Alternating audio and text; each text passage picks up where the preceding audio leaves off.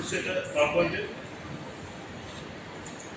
Sir উপরে display settings উপরে উপরে একেবারে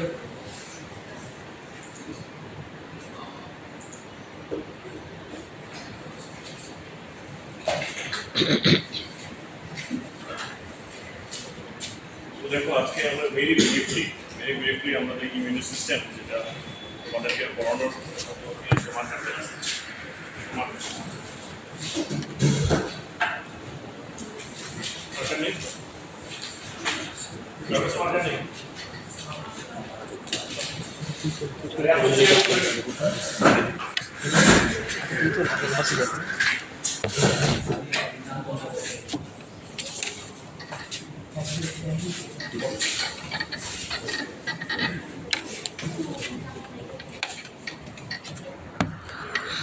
তোমাদের ইমিউন সিস্টেম কতটুকু কিছু পড়ানো হয়েছিল? প্যাথোজেনিসিটি পর্যন্ত Pathogenicity পড়ানো হয়েছিল, how infections happen, right? It's really a particular issue. So okay, so if you classify the immune system and broadly, so let's consider about the classification of immunity. Basically, this is a kind of very brief classification of immunity. So, like, what do we do understand by immunity at first? So, if we classify them and define what the things actually mean for, then you will get to know what is immunity is. So, immunity means it's your defense system. It is the pathogen, it is the infection causing agent, which could be bacteria, could be virus, could be any microbes, right? So any invading pathogen which is spread to your body, we claim of that is immunity, right? So most of the time we understand immunity means our capacity to fight against only disease-causing microbes. But it could be extended furthermore. Like you are a patient of suffering from stage 4 kidney disease, where there is a requirement of transplanting kidney from donor. Do you understand? So when the surgery has done, now you are carrying off foreign body, the donor kidney. So will your immune system is going to accept that foreign tissue to your body or not? So in that circumstances, it will create the immune reaction against the transplanted kidney. So that means immune system is basically the system that will distinguish which is self, which is non-self. So that's the basic motto of immune system. Immune system doesn't understand whether he is fighting against the virus or bacteria or anything else. It does only understand which is self and which is non-self. So that means it's a distinguishing phenomena between self and non-self. If it does understand something is self, then it will accept it. If it does understand something is non-self, then it will straight away discard that things from your body. So bacteria is self or non-self? Non-self. It is non-self. So definitely bacteria will be killed by your immune system. The transplanted organ, is it self or non-self? Non-self. It is non-self. So that is why it will again be rejected from your body.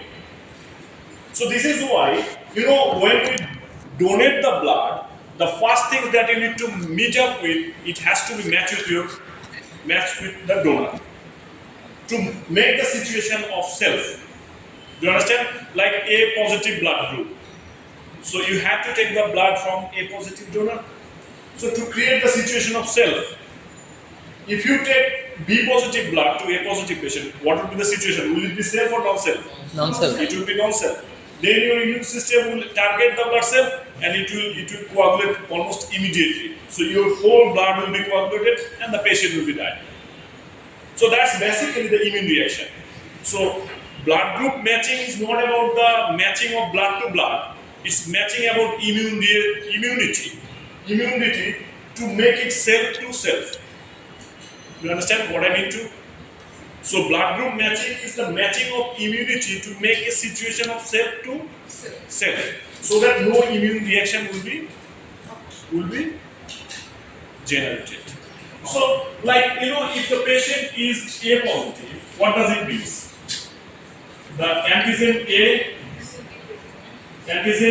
is present, right?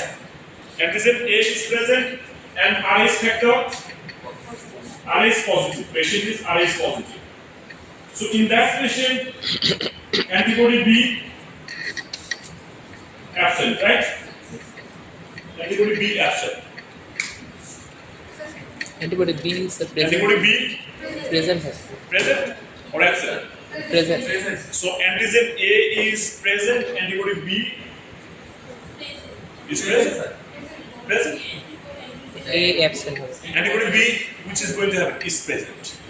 So in that case, patient it is also positive. Antibody B is positive. So in that case, patient can only take the blood, which is this matching system.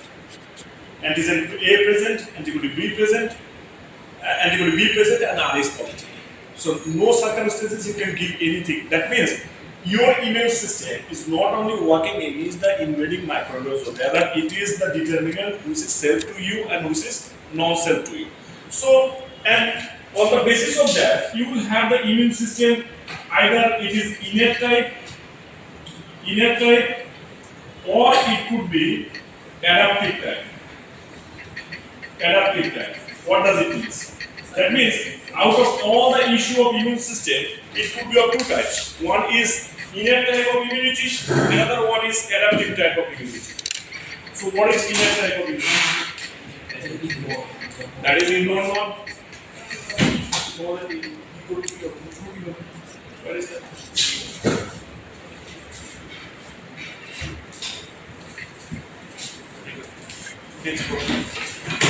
So, innate type of immunity is a very basal level of immunity that you have.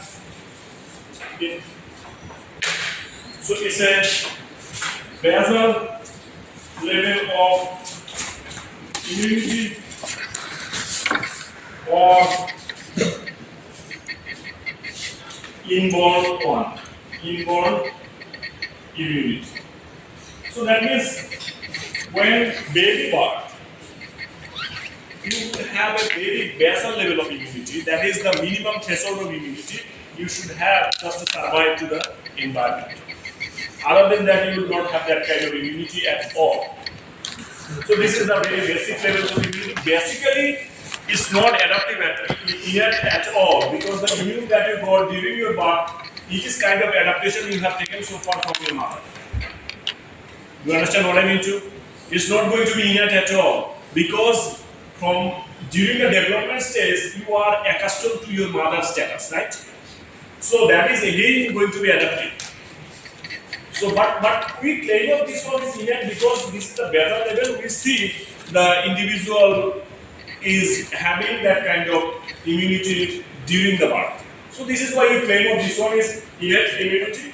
Basically, this innate immunity is very basic level of immunity. You are not going to get enough survival or enough fitness from innate immunity. So this is why adaptive immunity is very important one. If anyone is deficit of this adaptation, he will not be capable of surviving. Innate immunity, it will give you a kind of protection for very brief period of time during the early stage of life. But adaptive immunity you will gain over the time whenever you are exposed to different pathogenic situations. So this is why this immunity is our basic focus. So the more sterile environment you are exposed to, you will lose this immunity basically. So this is why always living in hygienic conditions and maintaining all sort of sterility is not a very good practice also. Because you are losing the capacity to gain the adaptation to the environment. So you will see the individual will have very high level of proneness to the disease if lives in very sterile condition. Do you understand what I mean? Because this adaptation is happening over the exposure, knowingly or unknowingly. So you should expose to at some level to the unhygienic condition so that your immune system is continuously boosted up. Because your body is designed in such a way, if nothing is recovered, it will be discarded over the time. Like we face in case of milk intolerance. If you see 30 years back, you will get a very negligible percentage of people who are lactose intolerant. But right now, the high percentage of people are lactose intolerant because probably if you think of yourself, last 5 years, 10 years, probably no one consumed milk.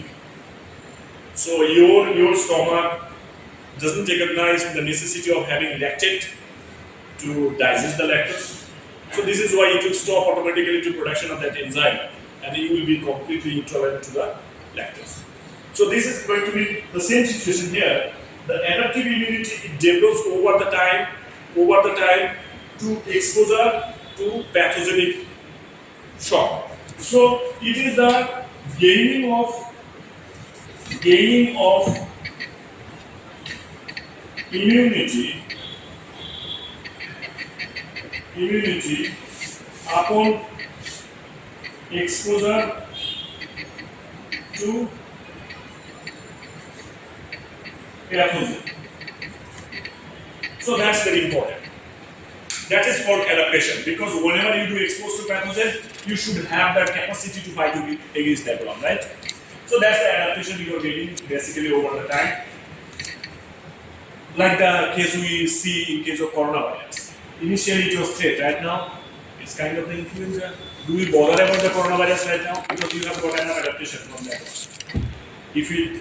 So basically, if you all the weapons and machineries to give the adaptive response to the pathogen is fine enough, you should not be worried about the infection.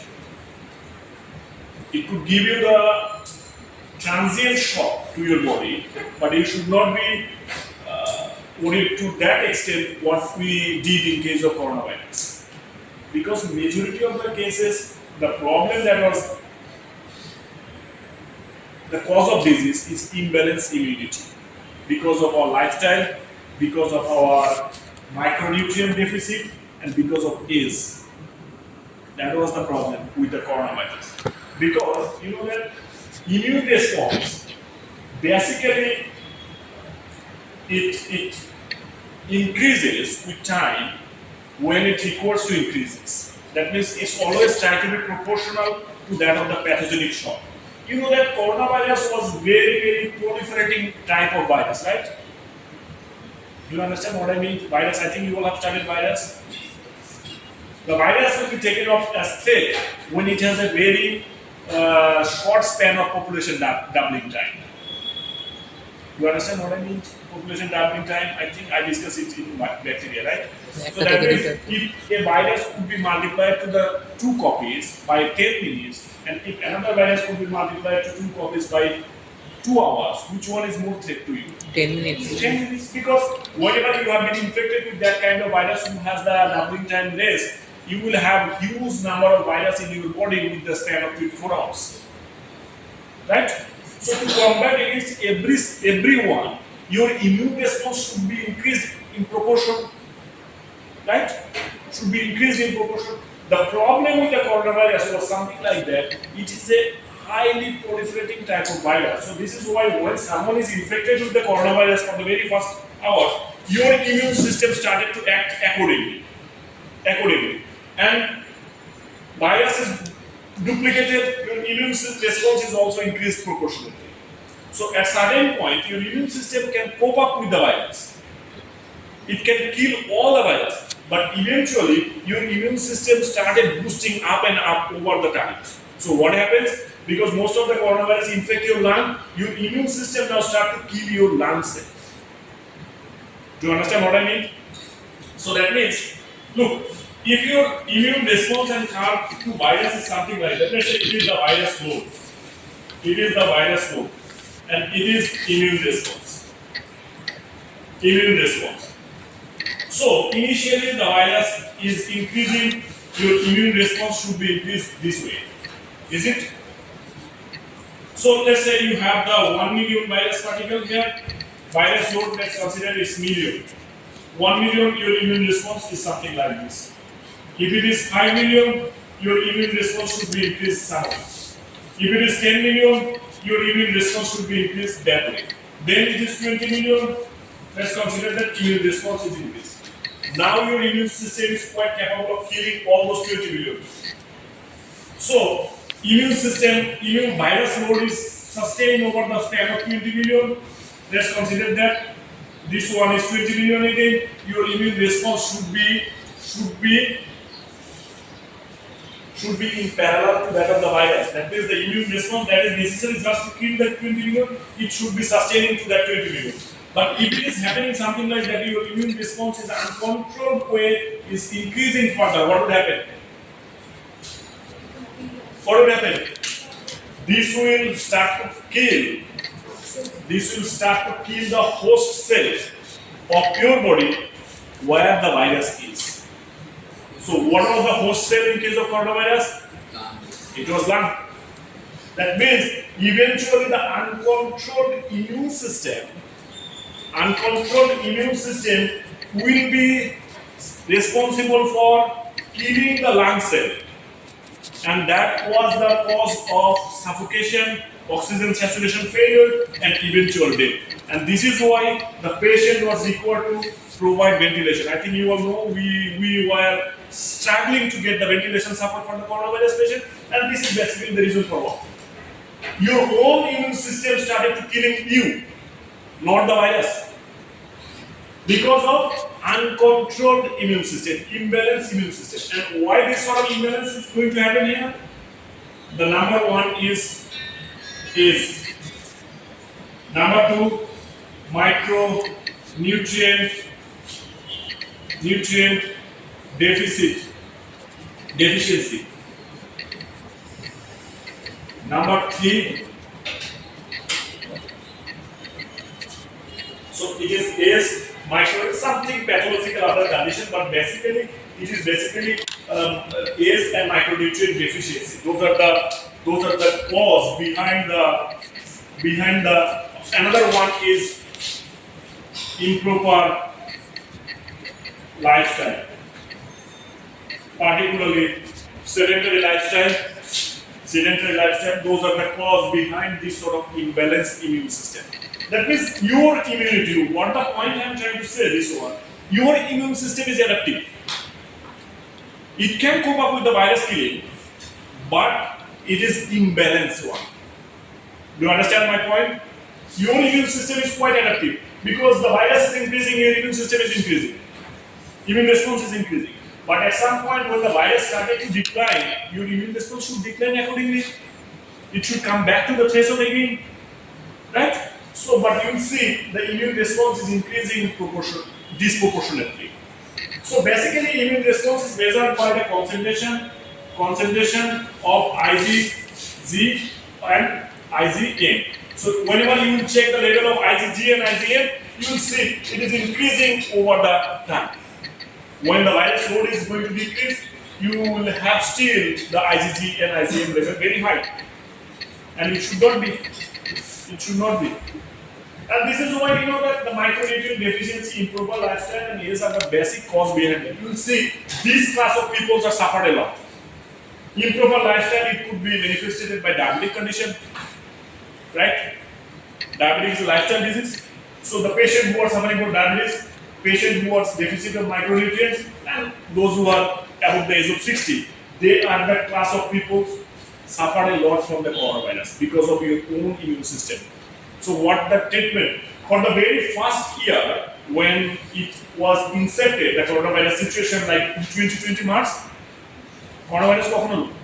8 March sir 2020 March, 2020 March না? It took 1 year for the scientists to understand why the people are dying. Initially, we thought that the cause of death was the virus load. So this is why the people are struggling to get the antiviral drug, which is remdesivir. মনে পড়ে না? Remdesivir না? Yes, sir. Everyone is trying to find out how can they get the remdesivir. President Donald Trump recommended to take chloroquine, right? Chloroquine খেতে বলছিলেন না Trump? বললো না যে chloroquine খাবে, and they forcefully taken the chloroquine from the India. India was exhausted at that time to supply chloroquine to the USA. Otherwise, India শেষ হয়ে যেত. Trump বলে দিয়েছে সব chloroquine India থেকে আমেরিকা দিতে. India very happy was supply the chloroquine because they thought that this is going to be bogus, not going to help anyway. But Trump says it is আজকে যদি India কিছু চায় আমরা because it was a kind of ওই সময় Trump মনে করছে যে কুইন হলে এবার ছাড়বে and that's the reason but Side effect আছে। all over the world the scientists many drug even if the drug which is used to kill the parasite stupidly we did use that one also do you understand the recognize the name of that one যেটা আমরা ওই যে 6 milligram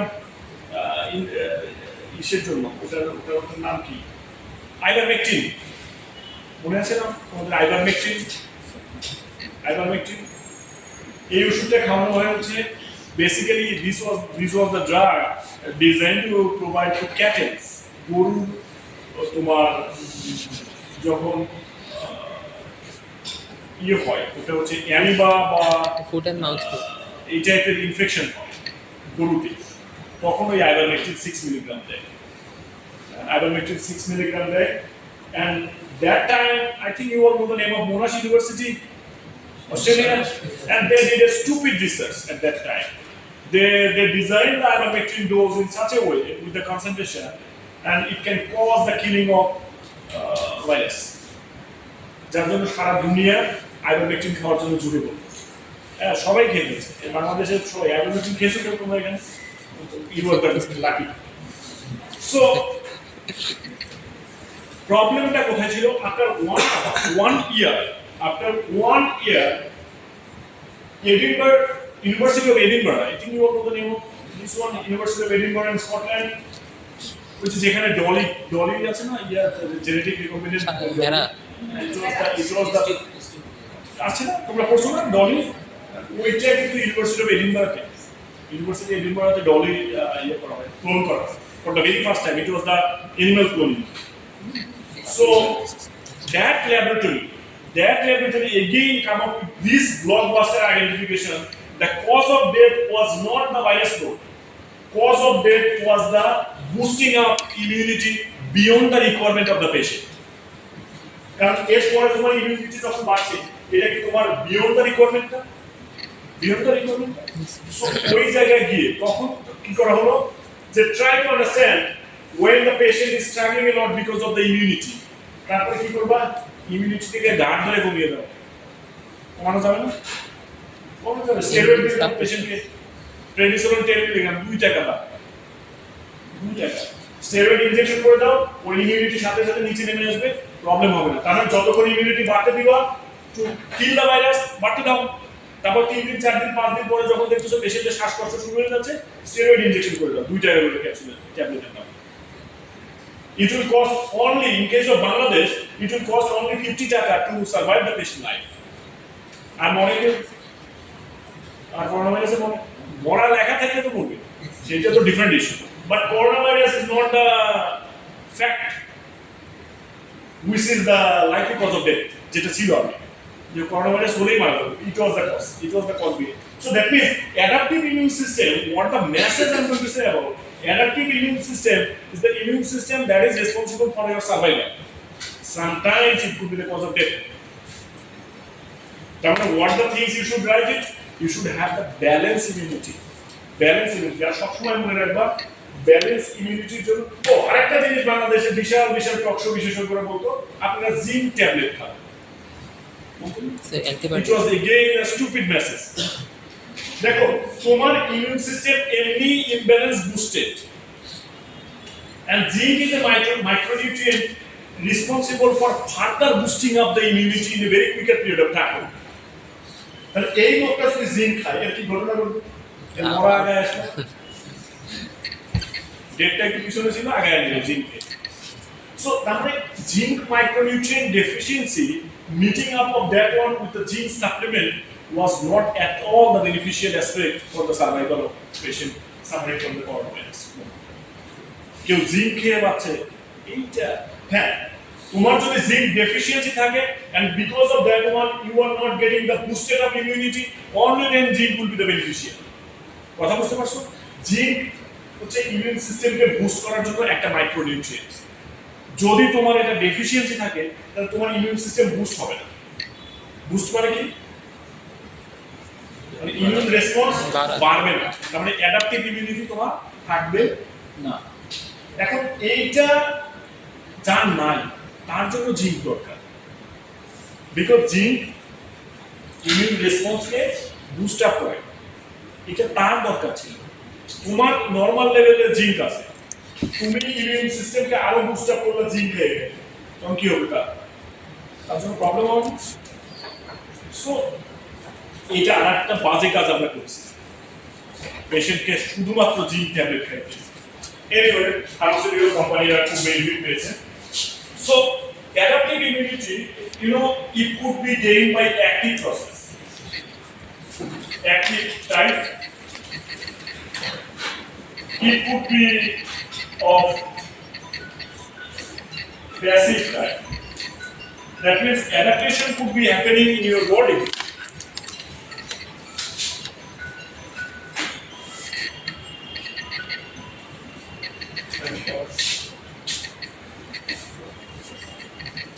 Hello?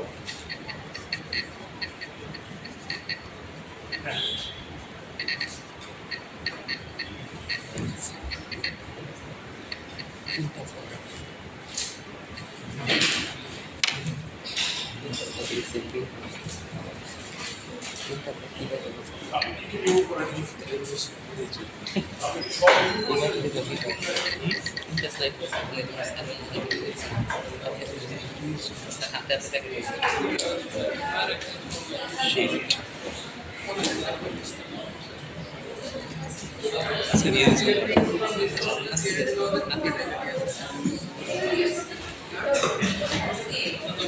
কাজ করবে আমি বুঝতে পারা যাচ্ছে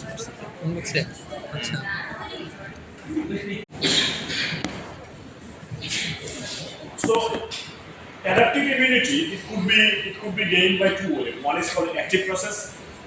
Active process means you are making your body adapted to the situation. That means your body will be capable of fighting against the invading microorganism always. Or you could take the assistance from other species, or not even the species, other individuals, to gain the capacity to fight against the invading microorganisms.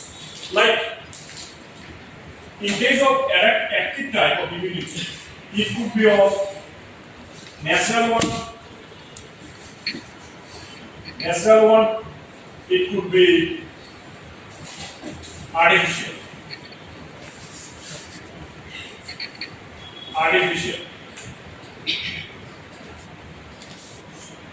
Like in active immunity of natural type, that means you are exposed to infection. So what will happen? Whenever you are exposed to infection, your immune system will respond accordingly, right? So that means in any case, it is the exposure to infection. In exposure to infection, your immune system will develop two things. One is called antibody, another one is called memory. It will develop these two things. One is antibody, another one is memory. That means that antibody is the responsible one for neutralizing the antigen, right? And what is the memory? Memory means it will keep some information within your body for rest of the life, so that for the very first time when it starts to produce the antibody, it takes almost 72 hours. Let's say for the fresh antigen has entered into your body, and it does take 72 hours at least. Sometimes it could be extended to 5 days also to produce the antibody. That means the individual will suffer a lot from the invading microorganism if it is for the first time infection. Because the antibody will start to produce after 72 hours, it could be extended to 5 days also. So by the span of 5 days, you don't have enough protection except the innate immunity. You understand what I mean? Like the infection causing pathogen has entered to your body for the very first time. Your body doesn't understand what it is and how it could be tackled. So how long it will take to produce the antibody for that case? It is minimum 3 days to maximum 5 days. if it is the first instance, because all the programming to recognize the antigen, then responding to that situation, all the programming takes at least 72 hours to produce the antibody against that invading microorganism. So by that 72 hours or 5 days, your body is quite unprotected only with the innate immunity that you have in your body, right? But if you have the memory, when that invading microorganism is going to infect you for the second time, it will take only 7 to 8 hours, sometimes 12 hours, maximum 24 hours to produce the antibody. So this is why when it is going to be recurrent infection or second exposure or consequential exposure, you will not suffer from that infecting microorganism the extent that you will be suffering for the first time. কথা বুঝতে পারছো? তারপর তোমার যদি ইনফেকশনটা second infection হয়, third infection হয়, তখন তোমার বডি কিন্তু ওইরকম স্ট্রাগল করবে না, কারণ তোমার মেকানিজম জানা আছে। ওই যে মেমোরি সেল আছে না, memory cell, that memory will give you that advantage যে আমার বডিতে ওইটাই বেসিক্যালি, কারণ তোমার বডিতে অ্যান্টিবডি থাকবে না। Antibody is a protein molecules, it will be in your body for maximum 14 days to 3 weeks up to. তারপরে কিন্তু বডিতে যে ধরো ডিজিজের জন্য যে প্যাথোজেনটা ঢুকলো, এই প্যাথোজেনের এগেইনস্ট অ্যান্টিবডি প্রডিউস হলো, অ্যান্টিবডি প্রডিউস হওয়ার পর সেই অ্যান্টিবডি কিন্তু বডি থেকে নাই হয়ে গেছে। It will never be in your body for the rest of the life. তাহলে তোমার বডিতে কি থেকে যাবে? মেমোরি সেলস, মেমোরিটা থেকে যাবে। ওই মেমোরিটা কি করবে? তোমাকে হেল্প করবে যে পরে যদি আবার ইনফেকশন হয়, ভেরি কুইকার পিরিয়ড অফ টাইমে আবার অ্যান্টিবডি প্রডিউস হবে। Clear? বুঝতে পারছো? So that is called adaptability. Sometimes we do mistake in a way. The antibody is produced and it will be sustaining your body for the rest of the life. So something is coming, it will be automatically neutralized by the antibody that you have. এটা কিন্তু না।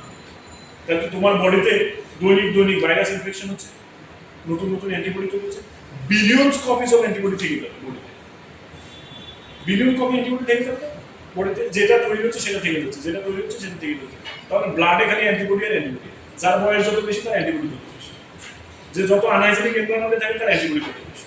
ব্যাপারটা এরকম হয়ে যেত না, কারণ blood বের করলে শুধু অ্যান্টিবডি আর অ্যান্টিবডি, আর কিছুই নেই ব্যাপারটা, তাই? সো এরকম হয় না, because antibody is very short life, memory cell থেকে যাবে। আর্টিফিশিয়াল প্রসেসে আমরা কি করতে পারি? That's the things we do as a pharmacist. We vaccination. exposure to vaccine আমরা এইটা দিয়ে পেশেন্টের বডিতে ঠিক সেম কাজটা করি। এক্সপোজার টু ভ্যাকসিন দিয়ে আমরা এখানে অ্যান্টিবডি ক্রিয়েট করি, আমরা এখানে মেমোরি সেল ক্রিয়েট করি, সো এটা আমরা করলে then the patient will get the same adaptive response as if the patient is exposed to, not the patient, the individual is exposed to pathogen. তুমি vaccine যখন পেশেন্টকে দিচ্ছ, পেশেন্ট ইন্ডিভিজুয়ালকে দিচ্ছ, তখন কিন্তু সে তার বডিতে অ্যান্টিবডিও প্রডিউস করবে, মেমোরি সেলও প্রডিউস করবে। এখন এই দুইটার মধ্যে which one is going to be robust? Natural one or the artificial vaccination? কোনটা সবচেয়ে বেশি শক্তিশালী হবে? Natural. আর্টিফিশিয়াল। কারণ তুমি ভ্যাকসিন দিচ্ছ, which one? It is always natural. Natural. Remember it. তাইলে আমরা কি করতে পারি? আমরা ভ্যাকসিন না দিয়ে যে ডিজিজ কজিং প্যাথোজেন আছে সেটাই ইনজেক্ট করে দিই পেশেন্টের বডিতে, because you know that it is going to be robust.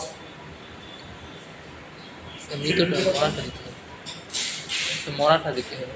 সেটা দিলে is going to be robust. Sure, natural immune system is definitely exposure to true pathogen.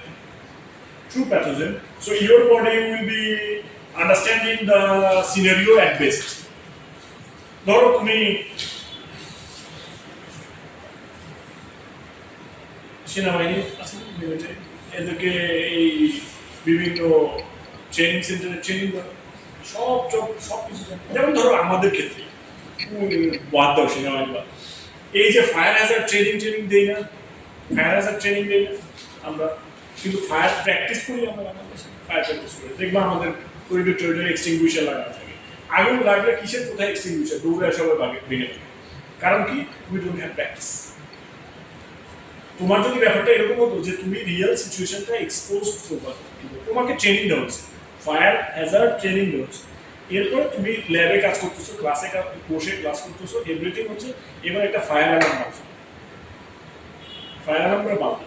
You people doesn't know whether the fire alarm is intentionally switched on or it is the real cause of danger. আগুন সত্যি লেগেছে কিনা। Then you will be assessed how you respond to the situation. তখন তুমি কি proper protocol follow করতেছো কিনা সেইটা। সো ওইটা হচ্ছে প্র্যাকটিক্যাল এক্সপিরিয়েন্স। আর আরেকটা হচ্ছে তোমাকে ট্রেনিং দেওয়া হচ্ছে, but you are not getting the practical experience at all. So artificial ইমিউনিটির ক্ষেত্রে যেটা প্রবলেম হয় যে we create the situation artificially with the antibody and memory cell trying to make it equalize to the natural one, but এটা সবসময় হয় না। এটার ক্ষেত্রে একটা বড় প্রবলেম হচ্ছে যে memory cell, the sustaining of memory cell could be short life again from the vaccination. So যার জন্য কিছু কিছু ভ্যাকসিনে দেখবা যেগুলোর মেমোরি সেল মেমোরি আমরা লং লাস্টিং ক্রিয়েট করতে পারি, সেই ভ্যাকসিনগুলো আমরা লাইফে একবার দিলেই হয়। যেমন hepatitis B vaccine, if you fill up the course like 3 dose or 4 dose schedule, you will not to take require to take the vaccine again in your life. তুমি একবার দিলে হবে। কিন্তু কিছু কিছু ভ্যাকসিন, যেমন পোলিও ভ্যাকসিন, এটার memory থাকে 5 ইয়ার্স। ইনফ্লুয়েঞ্জা ভ্যাকসিন, এটার মেমোরি থাকে only 1 ইয়ার্স। আরেকটা প্রবলেম হচ্ছে যে ভ্যাকসিন বানানোর সময় আমরা অনলি একটা ছোট্ট পোর্শন ইউজ করি, হোল ভাইরাসের, হোল ব্যাকটেরিয়ার, পার্টিকুলারলি ভাইরাস। সো যদি ওই পোর্শনটা ভাইরাস চেঞ্জ করে ফেলে, তাহলে ভ্যাকসিনেশন ভাইরাস যদি ওই পোর্শন চেঞ্জ করে, because you know that virus has always the tendency of mutating their genomic materials. ভাইরাসের সবচেয়ে বড় প্রবলেম হচ্ছে মিউটেশন। যদি সেটা চেঞ্জ হয়ে যায় তুমি কি বলবো, কাজ করবে না। কাজ করবে। সো এটা একটা ওয়ে যে আমাদের এটা একটা প্রবলেম যে artificial immune system is still giving you the active immunity. Yes, it is adaptive type, but the problem is that the ক্যাপাসিটিটা খুব বেশি না, ক্যাপাসিটিটা খুব বেশি আমাদের হয় না, যার কারণে আমাদের এত প্রবলেম। যেমন করোনা ভাইরাসের ভ্যাকসিন নিয়ে এত কথা কেন, কারণ করোনা ভাইরাসের ভ্যাকসিন আমরা যেটা বানিয়েছি, দেখো তিনটা AstraZeneca, Pfizer, Johnson and Johnson, এই তো এর কলেজ আর একটা বানিয়েছি vaccine Fordham, Sinopharm from China, right? It's not the vaccine. Forget about it. So, এগুলো বানিয়েছি, দেখো এর মধ্যে J&J, Pfizer and Moderna, those are mRNA vaccines, right? I think you all know the name of this one. These are mRNA vaccines. So, mRNA vaccine, এখানে এটা হচ্ছে mRNA vaccine.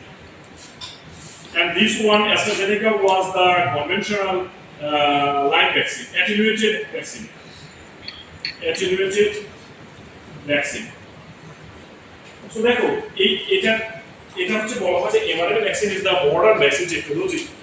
এখানে প্রবলেমটা হচ্ছে যে এই mRNA-টা ছিল স্পাইক প্রোটিনের mRNA. I think you all know the issue of coronavirus. যদি তোমরা একটু পড়ে থাকো, coronavirus-এর বডিতে সারফেসে একটা প্রোটিন ছিল যেটাকে বলে স্পাইক প্রোটিন। এই স্পাইক প্রোটিনের এগেইনস্টে একটা প্রোটিন বানাতে লাগবে, তার mRNA থাকবে, প্রোটিনের mRNA থাকবে, এটা ডিএনএ থেকে mRNA থেকে প্রোটিন। সো তোমার বডির যত প্রোটিন কনস্টিটিউয়েন্টস আছে তার করেসপন্ডিং কিন্তু mRNA আছে। তো সেই mRNA-টাই টার্গেট করা হয়েছে। এখন করোনাভাইরাসের যে mRNA-র যে পোর্শন, হোল mRNA কিন্তু টার্গেট করতে পারবা, স্পাইক প্রোটিনের হোল mRNA কিন্তু ইম্পসিবল। তুমি ম্যাক্সিমাম mRNA টার্গেট করা হয় 7 to 10 amino acid code, 7 to 10। একটা অ্যামাইনো অ্যাসিডের জন্য কোডনে কয়টা সিকোয়েন্স লাগে? 4টা না 5টা? কিন্তু শিওর কয়টা লাগে? কোডনে কয়টা থাকে? 3টা থাকে। এইটা বলতে এত টাইম লাগে। So you will have the mRNA sequence of 21 to 30 nucleotide. কয়টা নিউক্লিওটাইড থাকবে? কথা বুঝতে পারছো? তুমি যদি 7 অ্যামাইনো অ্যাসিড কে টার্গেট করো তাহলে তোমার এমআরএনএ এর সিকোয়েন্স লেন্থ হবে কত? 21টা। 21টা অ্যামাইনো অ্যাসিডের 21টা নিউক্লিওটাইড থাকবে, যেখানে তিনটা করে একটা করে অ্যামাইনো অ্যাসিডকে ধরে নিয়ে আসবে, সেটা হবে 7 অ্যামাইনো অ্যাসিড সিনথেসিস প্রসেস। 10 হলে 30টা। সো 30টা নিউক্লিওটাইড থেকে 21টা নিউক্লিওটাইডের একটা শর্ট সিকোয়েন্স ক্রিয়েট করে আর্টিফিশিয়াল ডিজাইন করা হয়েছে। আমার কথা কি বুঝতে পারছো তোমরা? এইবার এই 7 to 10 অ্যামাইনো অ্যাসিড পার্ট কার? এটা হচ্ছে স্পাইক প্রোটিনের একটা পার্ট। স্পাইক প্রোটিনের একটা পার্ট। এবার যদি এই জায়গায় সিকোয়েন্স চেঞ্জ হয়ে যায়, ভাইরাস যদি সিকোয়েন্স চেঞ্জ করে ফেলে, মিউটেশন করে, তখন কিন্তু তোমার এই এমআরএনএ ভ্যাকসিন ইউজলেস হয়ে যাবে। Complete useless. যত বেশি আপডেট ততটা ডিসঅ্যাডভান্টেজ কিন্তু অ্যাসোসিয়েটেড। তুমি একদম particularly you can make this one targeting the spike protein portion of 7 to 10 amino acid. দেখো আমরা বলি যে তোমরা ম্যাডামের কাছে প্যাথোজেনিসিটি পড়েছো। Pathogenicity is not coming from whole length of protein. আমরা একটা অ্যান্টিজেন মানে কি প্রোটিন না? অ্যান্টিজেন প্রোটিন না? So we consider that whole protein will be working as antigenic in nature. It is completely false. Only the portion of protein with 7 to 10 amino acid sequence will be responsible for antigenic properties of whole protein. তারপরে সব প্রোটিনের মধ্যে কিছু কিছু portion, যে পোরশনগুলো 7 to 10 amino অ্যাসিডের maximum length থাকে, সেগুলোকে আমরা বলি যে এরা অ্যান্টিজেন হিসেবে কাজ করবে। এগুলোকে বলা হয় এপিটপ। তারপরে তোমার যদি এরকম একটা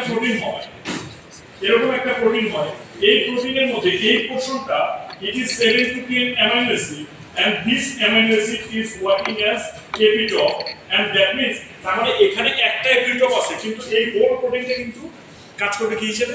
অ্যান্টিজেন হিসেবে। কারণ তুমি যদি এই হোল প্রোটিনকে টার্গেট করতে চাও, তাহলে তোমার এই জায়গা টার্গেট করা, এগুলো টার্গেট করার কোনো মিনিং আছে? এই 7 থেকে 10টা অ্যামাইনো অ্যাসিড টার্গেট করলে তো হয়ে গেল। If you can recognize that 7 to 10 amino acid, তাহলে কিন্তু তোমার হোল প্রোটিন টার্গেটে পড়ে যাবে।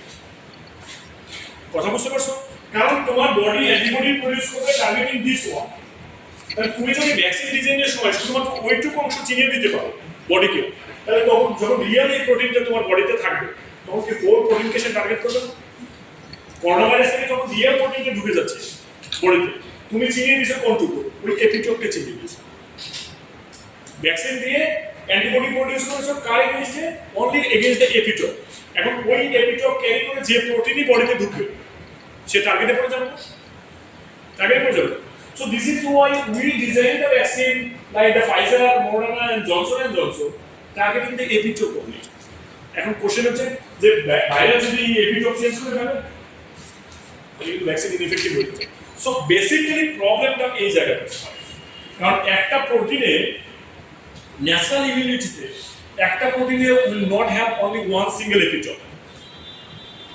একটা প্রোটিনে একটা এপিটপ থাকে না। It is more likely to have multiple epitope in a single protein. যখন তোমার ন্যাচারাল ইমিউনিটি ডেভেলপ করে, তখন প্রত্যেকটা এপিটপ টার্গেটে থাকে। কথা বুঝতে পারছো?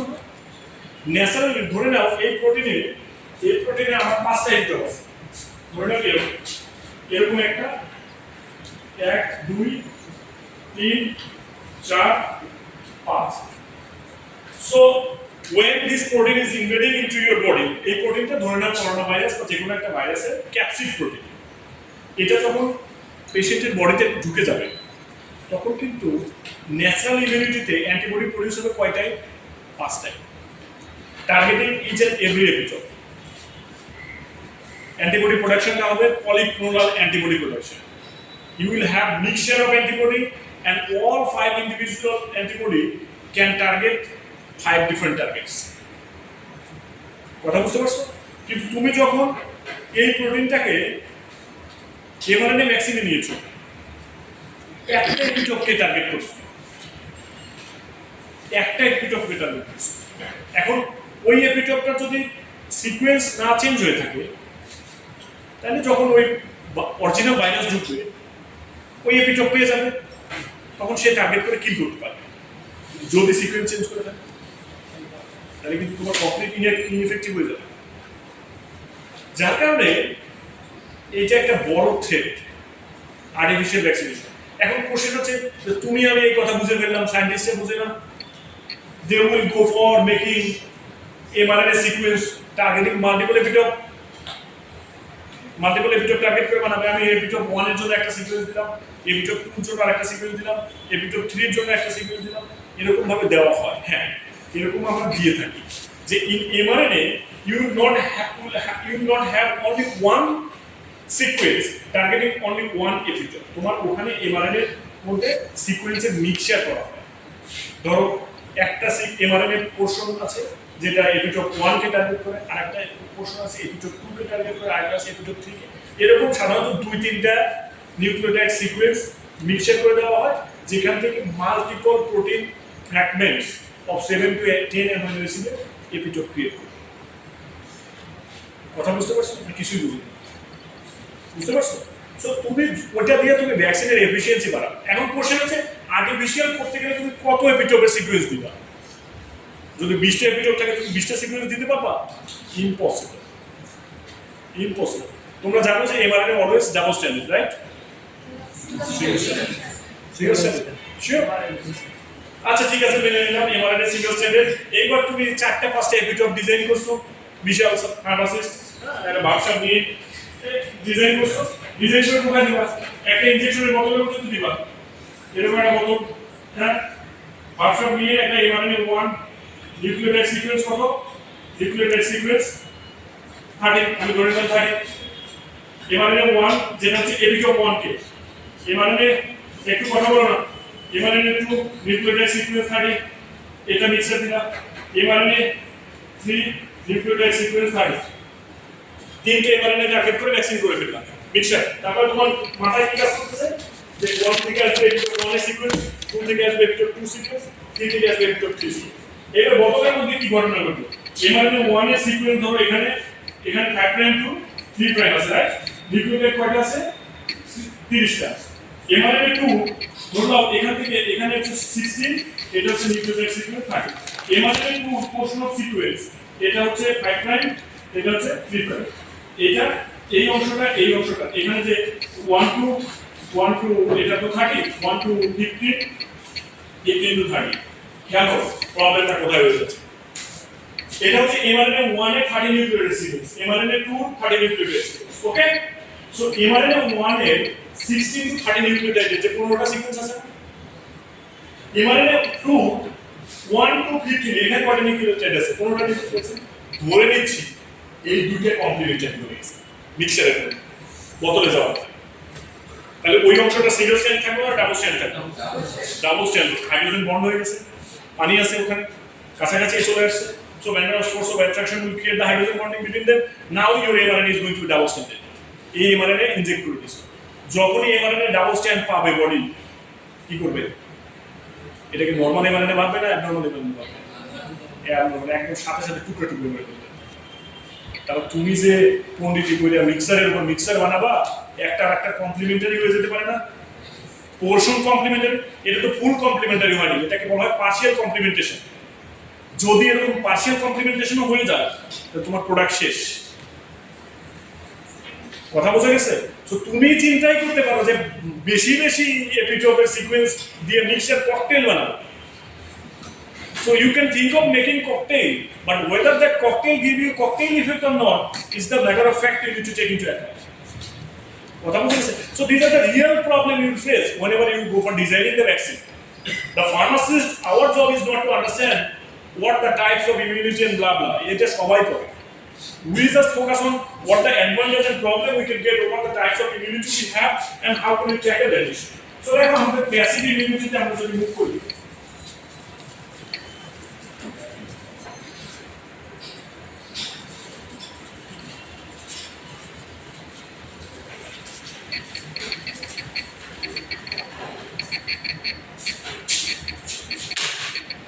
passive immunity, it could be natural. It could be again natural one. It could be again artificial. Right.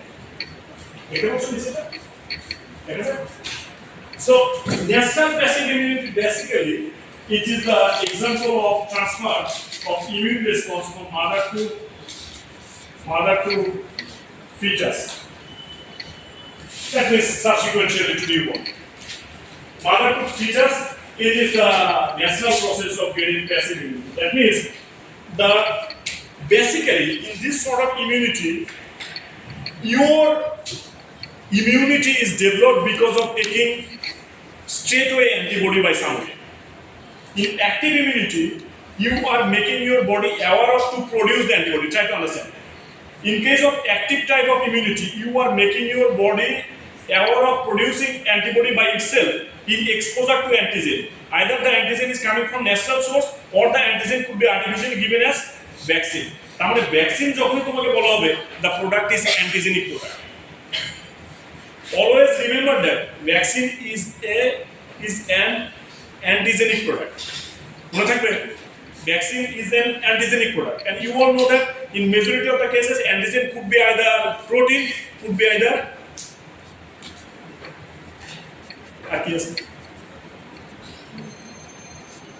antigen protein হবে নাহলে কি হবে নাহলে নন প্রোটিন হবে সহজ উত্তর প্রোটিন হবে আরেকটা হতে পারে lipopolysaccharide LPS gram negative bacteria মনে আছে ও লিফলেটের মধ্যে এলপিএস থাকে antigen could be protein, could be LPS. In majority of the cases, antigen is protein in nature. Antigen is protein in nature. So, আমাদের এই জন্য ভ্যাকসিন গুলোকে বলা হয় অ্যান্টিজেনিক প্রোডাক্ট। আর passive type of immunity, your body is not doing anything. Rather, it is just taking the antibody from someone else. কথা বোঝা গেছে? শুধুমাত্র এটা অ্যান্টিবডি দেবে। তার মানে প্যাসিভ ইমিউনিটি কিন্তু লং লাস্টিং হয় না। এটা অ্যান্টিবডি যতক্ষণ থাকবে তোমার বডিতে ইমিউনিটি ততক্ষণ দেখো এখানে natural type of passive immunity মানে মাদার অ্যান্টিবডিটা তোমার ফিটাস যে মাদার টু ফিটাসের যে ব্লাড সার্কুলেশন আছে সেখান থেকে ফিটাস অফস্প্রিং এর বডিতে চলে আসে সো সেটা হচ্ছে একটা অ্যান্টিবডি ট্রান্সফার সেই অ্যান্টিবডিটা যতদিন সাস্টেইন করবে ততদিন তোমার ইমিউনিটি থাকবে আর একটা হচ্ছে artificial type of passive immunity that means you can produce the antibody artificially by other species সেখান থেকে তুমি সরাসরি অ্যান্টিবডিটা পেশেন্টের শরীরে দিতে পারো দেখো করোনা ভাইরাসের সময় পেশেন্টকে কনভালসেন্ট প্লাজমা দেওয়া হতো মনে পড়ে প্লাজমা থেরাপি বলতে এটাকে বলা হয় কনভালসেন্ট প্লাজমা কেন দিতাম ইচ্ছা আছে অ্যান্টিবডি আগে যে antibody because the patient who has already infected with the coronavirus they have the huge antibody in their body for some period of time like 1 month for an antibody maximum 1 month এর মতো থাকতে হবে শরীরে so if you take out the plasma from that patient and give it to the fresh one যার কেমন মাত্র infection হয়েছে তারপর তুমি কিন্তু স্টেটওয়ে অ্যান্টিবডিটা ট্রান্সফার করে দিলে কনভালসেন্ট প্লাজমা মানে তুমি স্টেটওয়ে অ্যান্টিবডিটা ট্রান্সফার করে দিলে President Donald Trump, he advised some all over the globe to take the chloroquine, but ওই বেটা নিজে কিন্তু কনভালসেন্ট প্লাজমা নিয়েছে কনভালসেন্ট প্লাজমা নিয়েছে সে কিন্তু নিজে পিওর অ্যান্টিবডি নিয়েছে কনভালসেন্ট প্লাজমা থেকে অ্যান্টিবডি এক্সট্রাক্ট আইসোলেট করে কোম্পানিটার নাম হচ্ছে জেনারেল বায়োফার্মা তারা একটা প্রোডাক্ট তৈরি করেছিল সেই ককটেলটার দাম এত বেশি যে বাংলাদেশে অ্যাফোর্ড করা $1 মিলিয়ন ককটেল যে বিভিন্ন রকমের পেশেন্টের বডি থেকে যত টাইপের অ্যান্টিবডি হতে পারে করোনা ভাইরাসের এক্সপোজারে সবগুলো অ্যান্টিবডি তারা এক্সট্রাক্ট করে একটা অ্যান্টিবডি ককটেল বানিয়েছে যেটা নাম ওরা দিয়েছিল আমি নামটা ভুলে গেছি রেলেনোন এরকম টাইপের কোম্পানিটার নাম হচ্ছে জেনারেলন ইউএসএ ওরা এই ককটেলটা বানিয়ে রেখেছিল for the emergency use of বিবিআরপি যে ককটেলটা প্রেসিডেন্ট ডোনাল্ড ট্রাম্পকে ওই সময় ইনজেক্ট করা হয় যাতে করে তার বডিতে all serotype of antibody immediately available হয়ে গেছে এবং করোনা ভাইরাস 2 দিনের মধ্যে নাম পেয়ে গেছে সে দেখলো পেশেন্ট হসপিটালে গেল 2 দিন পরে আবার গাড়ি নিয়ে বাসায় ফিরে আসে the reason for what it was given the cocktail of antibody mixture to give immediate response to the virus তার মানে তার বডিকে কিন্তু বেসিক্যালি তুমি 14 দিন আগায় নিয়ে গেছো কারণ তোমার ইমিউন রেসপন্স যদি 14 ডেজ লেগে যেত আর একটা টাইপের ইমিউন রেসপন্স আসতো না তোমার বডি থেকে, পলিক্লোনাল হতে তো আরো বেশি টাইম লাগে। তো তুমি তো কালেক্ট করেছো অ্যান্টিবডি সবার বডি থেকে, কালেক্ট করে ককটেল বানিয়েছো, ককটেল বানিয়ে ইনজেক্ট করে দিয়েছো। তার মানে is it the process artificial or natural? Artificial. So তার মানে দেখো ন্যাচারাল ইমিউনিটি গেল হচ্ছে মাদার টু ফিচার্স, এটা হচ্ছে প্যাসিভ টাইপ। আর artificial it could be, it is called transfer of antibody, যেটা আমরা বলে থাকি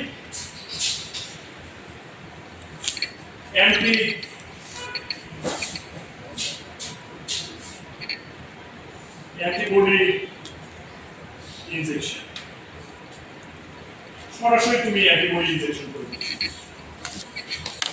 এইটা তুমি পেশেন্টকে দিয়ে দাও, ইমিডিয়েট রেসপন্স পেয়ে যাবে। কিছু কিছু ক্ষেত্রে আমরা যেমন কলেরার জন্য আমরা সরাসরি পেশেন্টকে অ্যান্টিবডি ইনজেক্ট করি, সরাসরি স্টেটে যেটাকে বলে কলেরা ট্রান্সফার। হ্যাঁ, সরাসরি পেশেন্টকে, কারণ এত সময় দেওয়া যায় পেশেন্টের বডিতে, তুমি অ্যাক্টিভ ইমিউনাইজেশন করবা, তারপরে তার রেসপন্স আসবে এক্সেট্রা এক্সেট্রা, এটা সময় নেই। এইটা হচ্ছে এই আর্টিফিশিয়াল প্যাসিভ ইমিউনিটি হচ্ছে একেবারে একেবারে ইমিডিয়েট ফায়ারিং। তুমি স্ট্রেট ওয়ে অ্যান্টিবডি দিয়ে দিচ্ছ পেশেন্টের বডিতে and it will give you almost instant effect যদি অ্যান্টিবডিটা পারফেক্ট হয়ে থাকে। দেখো এই প্রসেসটা নট অনলি দ্যাট, যে এই প্রসেসটা আমাদের শুধুমাত্র ইনফেকশনের জন্য আমরা ইউজ করতে পারি, এটা একটা বর্তমান দুনিয়ায় এইটা একটা blockbuster Avenue of new drug development. তোমরা যারা ইন ফিউচারে পিএইচডি বা হায়ার স্টাডিজ করার ইচ্ছা আছে, you can think of smartly the passive immunization process of giving antibody to the patient body with other drug carrier loaded. দেখো কথাটা তোমরা এখন খুব একটা বেশি না বুঝতে পারলো, একটু জাস্ট যদি চিন্তা করো, তোমার বডিতে ধরো কোনো একটা টিস্যুতে ক্যান্সার আছে, বুঝতে পারেন একটা টিস্যুতে ক্যান্সার আছে। এখন ক্যান্সার সেল কি normal cell? Normal cell, normal cell থাকবে। তারপর তার একটা পার্টিকুলার আইডেন্টিটি ফিচার থাকবে। আর একটা সেলের আইডেন্টিটি ফিচার কি হয়? ম্যাক্সিমাম ক্ষেত্রে হয় হচ্ছে জিনোমিক মডিফিকেশন, জিনোমে চেঞ্জ আসে। আর এই জিনোমের চেঞ্জটা ফেনোটাইপ কি আসে? প্রোটিনে চেঞ্জ আসবে। তো জিনে যদি কোনো কিছু চেঞ্জ আসে, তার ফেনোটাইপ চেঞ্জ আসবে কোথায়? প্রোটিন। এইবার তুমি সেই প্রোটিনটাকে টার্গেট করে ফেলবে, সেই প্রোটিনের একটা পোর্শনের এগেইনস্টে তুমি একটা অ্যান্টিবডি ডিজাইন করবে। কথাটা বুঝতে পারছো? তাহলে ওই অ্যান্টিবডিটা যদি ইনজেক্ট করো,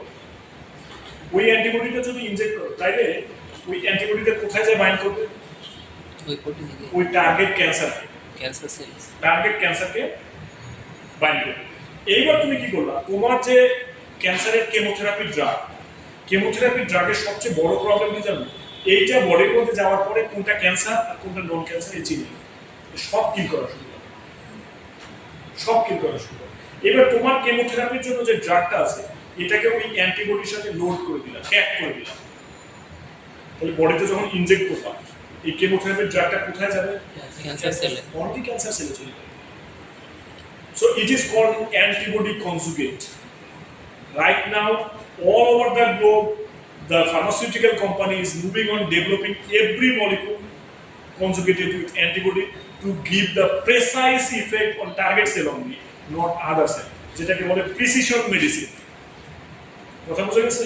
সো তুমি যদি অ্যান্টিবডির সঙ্গে ড্রাগটাকে কনজুগেট করে দিতে পারো, তাহলে তোমার জন্য ড্রাগের সাইড এফেক্ট অলমোস্ট জিরো চলে আসবে, অলমোস্ট জিরো। দেখো আমাদের অলরেডি ব্লকবাস্টার ড্রাগ, যেটা একটা মনোক্লোনাল অ্যান্টিবডি, তোমরা মনে হয় মনোক্লোনাল অ্যান্টিবডি পড়েছো আগে? একটা ব্লকবাস্টার ড্রাগ যেটা আমাদের খুবই কমনলি ইউজ করা হয়, যেটার নাম হচ্ছে ট্রান্সটুজোলিন, হারসেপ্টিন। নাম শুনেছো? হারসেপ্টিন। এইটা হচ্ছে গাইনোকোলজিক্যাল ক্যান্সার অ্যান্ড ব্রেস্ট ক্যান্সারের জন্য ওয়ার্ল্ড ওয়াইড রেকগনাইজড ড্রাগ। হারসেপ্টিন একটা ডোজ ইনজেক্ট করতে ফাইজারের কাছ থেকে কিনতে হয়, একটা ইনজেক্ট করতে বাংলাদেশি কারেন্সিতে এখন লাগে 1,22,000 টাকা একটা ইনজেকশন। 18টা ইনজেকশন দিতে হয়। So it will cost almost 30 lakh টাকা অল টুগেদার। প্রোডাক্টের কস্ট চিন্তা করো, সারা জীবন প্যারাসিটামল বিজনেস করে খাবার এত টাকা লাভ করতে পারবে। বিশ্বাস এইচ প্লাস গেছে 25 পয়সা লাভ করে, ও একটা বেছে 1,22,000 টাকা। জানি না কয় টাকা লাভ করে, আমার ধারণা 50% লাভ। সো কয়টা প্যারাসিটামল বেচতে হবে? So it's a business. It's a business, all about the business. So anyway, pharma company যারা এখন কাজ করতেছে তারা they are trying to develop that kind of biologics, antibody conjugate. এইটা হচ্ছে একটা ম্যাসিভ এভিনিউ। এই এভিনিউর সবচেয়ে বড় প্রবলেমটা কি? তুমি তো মুখ দিয়ে বলে ফেললা যে আমি এমন একটা অ্যান্টিবডি ডিজাইন করবো যেটা যা টার্গেটে বাইন্ড করবে। করো না একটা এটা একটা খুবই ইচ্ছা মতো বলে দিলাম না যে আমি এমন একটা অ্যান্টিবডি ডিজাইন করবো শরীরে আর কোথাও বাইন্ড করবে না, শুধুমাত্র ওই জায়গায়। মানে ব্যাপারটা হচ্ছে তুমি কক্সবাজারে যে পানিতে নামলা মনে করলে এটা আমি এমন ভাবে ডুব দেবো যে মারিনা ট্রেন্সে যাবে। এত বড় আটলান্টিক ওশান, এত দুনিয়া, সব জায়গায় তুমি আর উঠবা না, একদম সেই মারিনা ট্রেন্স। বুঝতে পারছো? It's the kind of same situation you are expecting. তোমার বডিতে বিলিয়নস অফ প্রোটিন আছে, you are designing an antibody that will perfectly bind with the target one. করো না। This is the research. This is the work the Western world is doing right now. তোমার আমার আগে থেকে তারা 50-100 বছর আগে থেকে এগুলো কাজ শুরু করেছে, almost 50 years.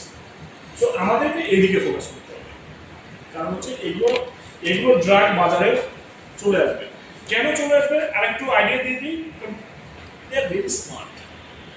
America, England, western world, Europe, they are very smart. যখন তারা কনজুগেট বানিয়ে ফেলবে, ধরো প্যারাসিটামল কনজুগেটেড উইথ অ্যান্টিবডি বানিয়ে ফেলছে, বাজারে তো প্যারাসিটামল আছে, তুমি বছরের পর বছর খাচ্ছি, খেলে কিছু সাইড এফেক্ট আছে, কনজুগেটেড তো ওটা থাকবে। এবার এফডিএ থেকে রুল করবে, because of having this side effect sole paracetamol is right now banned, you are bound to take conjugated paracetamol. যেহেতু বছরের পর বছর খেয়ে আসতেছো, এইবার ওরা বলবে কি এগুলো তো ওই সাইড এফেক্ট আছে, যদি শুধু পিওর প্যারাসিটামল খাই এর এই সাইড এফেক্ট আছে, এই সাইড এফেক্টের কারণে প্যারাসিটামল ব্যান খাওয়া যাবে না। কি খেতে হবে? Conjugated paracetamol. কে বানায়? ইউএসএ। তোমার দেশের প্যারাসিটামল তখন শেষ। এইভাবেই রুমগুলো হয়। কিন্তু ও তখন তোমার সাইড এফেক্টকে এত বড় করে দেখাবে, ও কিন্তু এখন প্যারাসিটামল খাচ্ছে কিন্তু সাইড এফেক্টকে সে এত বড় করে দেখাবে তুমি আর খেতে চাইলেও খেতে পারো। তুমি যদি মনে করো আমার কনজুগেট কেনার দরকার নেই, আমি নর্মাল প্যারাসিটামল খাবো, আমি তো এত বছর খাচ্ছি, আমার বাবার বাবা দাদার দাদা তারা খেয়ে আসছে, এতদিন পরে কি হলো? খেতে পারবে না, আইন দিয়ে তোমার আটকায় দেবে। এফডিএ বসে আছে না, তোমার জন্য আইন হবে কি only conjugated paracetamol is the registered paracetamol brand. তুমি কি করবা? ডিজিডিএ পরের দিন একটা নোটিশ দেবে সব প্যারাসিটামল বলবে, ডিজিডিএ তাকে মানতে হবে আইন। তুমি আমি কই আছি, বড় বড় যে কথা বলি আমরা এগুলো সঙ্গে সঙ্গে সুইচ অফ হয়ে যায় ওই পিছন থেকে। সো যার জন্য এগুলো আমাদেরকে এই জিনিসগুলো আমাদেরকে as a pharmacist our responsibility is to think of this issue at first. এগুলো আমরা আর্টিফিশিয়াল ইমিউনিটি, দুইটা আর্টিফিশিয়াল প্রসেস নাই আমাদের জন্য এখন vibrant domain to think about. একটা হচ্ছে how to B develop vaccine and how to B develop the antibody conjugate. এই দুইটা হচ্ছে আমাদের ফিউচার ইমিউনিটি। তুমি যদি ভ্যাকসিন ডেভেলপমেন্ট টেকনোলজি জানো আর অ্যান্টিবডি কনজুগেট বানাতে জানো, then you will sustain in recent drug world, যেটা আমাদের আসতে যাচ্ছে। আদারওয়াইজ কিন্তু ডিফিকাল্ট হয়ে যাবে। এখন এই জিনিসটা একটু খেয়াল, এটা হচ্ছে আমাদের বডির টোটাল ইমিউন প্রসেস। দেখো ইনভেডিং মাইক্রোঅর্গানিজম যখন ঢুকবে বডিতে তখন দুইটা immune response we could have, one is called human immune response, another one is called cell mediated immune response. Okay, so এই ইমিউন রেসপন্সে দেখো দুইটা সেল লাগে, একটা হচ্ছে বি সেল আর একটা হচ্ছে টি সেল। এখন পার্টিকুলারলি তোমার বডিতে যদি তুমি খেয়াল করো যে বি সেল আর টি সেল এগুলো প্রডিউস হয়।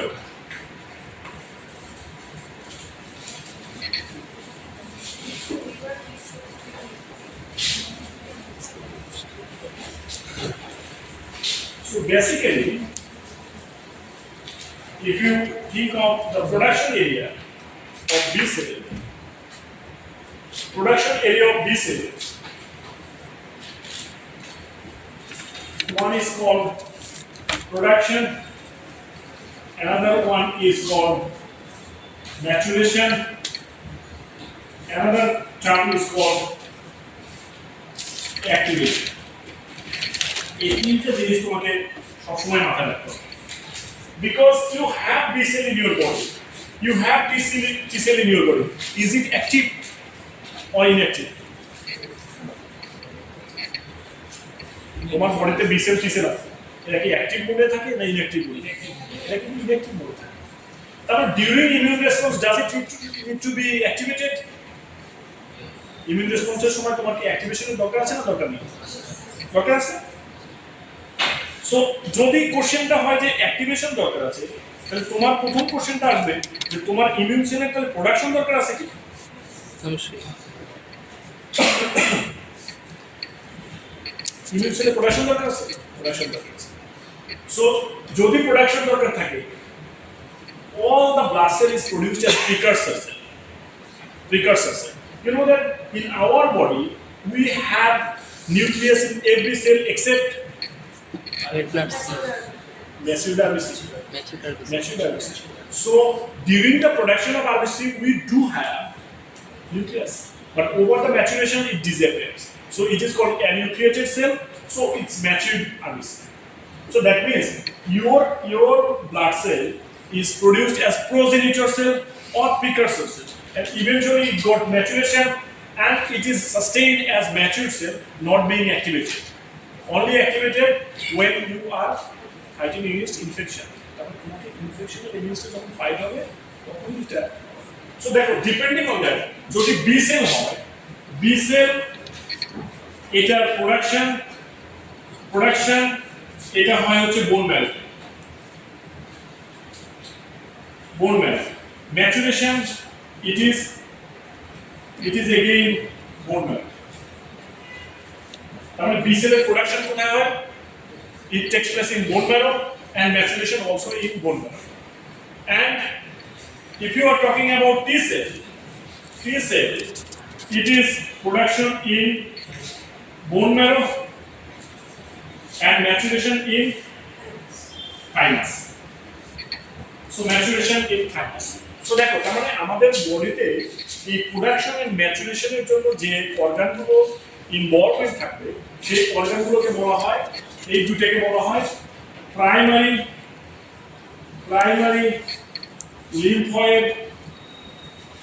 lymphoid organs. তার মানে the organ that is responsible for production and maturation of immune cells are called primary lymphoid organ. মনে থাকবে? So what is primary lymphoid organ? It is basically responsible for production and maturation of immune cells. So and then only having the primary lymphoid organ is not enough to give you the immunity. You need to have some organ that is responsible for activation. So basically this activation happens in spleen,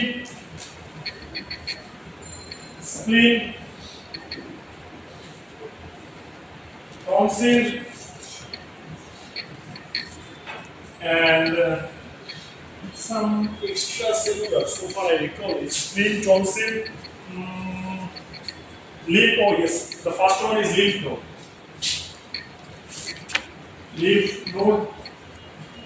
Spleen, tonsil, and mucosal layer. Mucosal layer, basically. So those are the area where the maturation happens. Lymph node, spleen, tonsil, and mucosal layer. So those are activation happens. So these are the organs we call secondary lymphoid organs. খেয়াল করে দেখবা যে আমাদের যখন কোনো infection হয়, অনেকে বলে যে টনসিল ফুলে গেছে, খেয়াল করে দেখবা অনেকে বলে এই জায়গাটা ফুলে যায়, গলার এখানে ফুলে যায়, ইনফেকশন হলে গলা ফুলে যায়। So basically those are the organ where the activation of both B cell and T cell happens. So this is why those organs are fundamentally involved in the immune response that you get.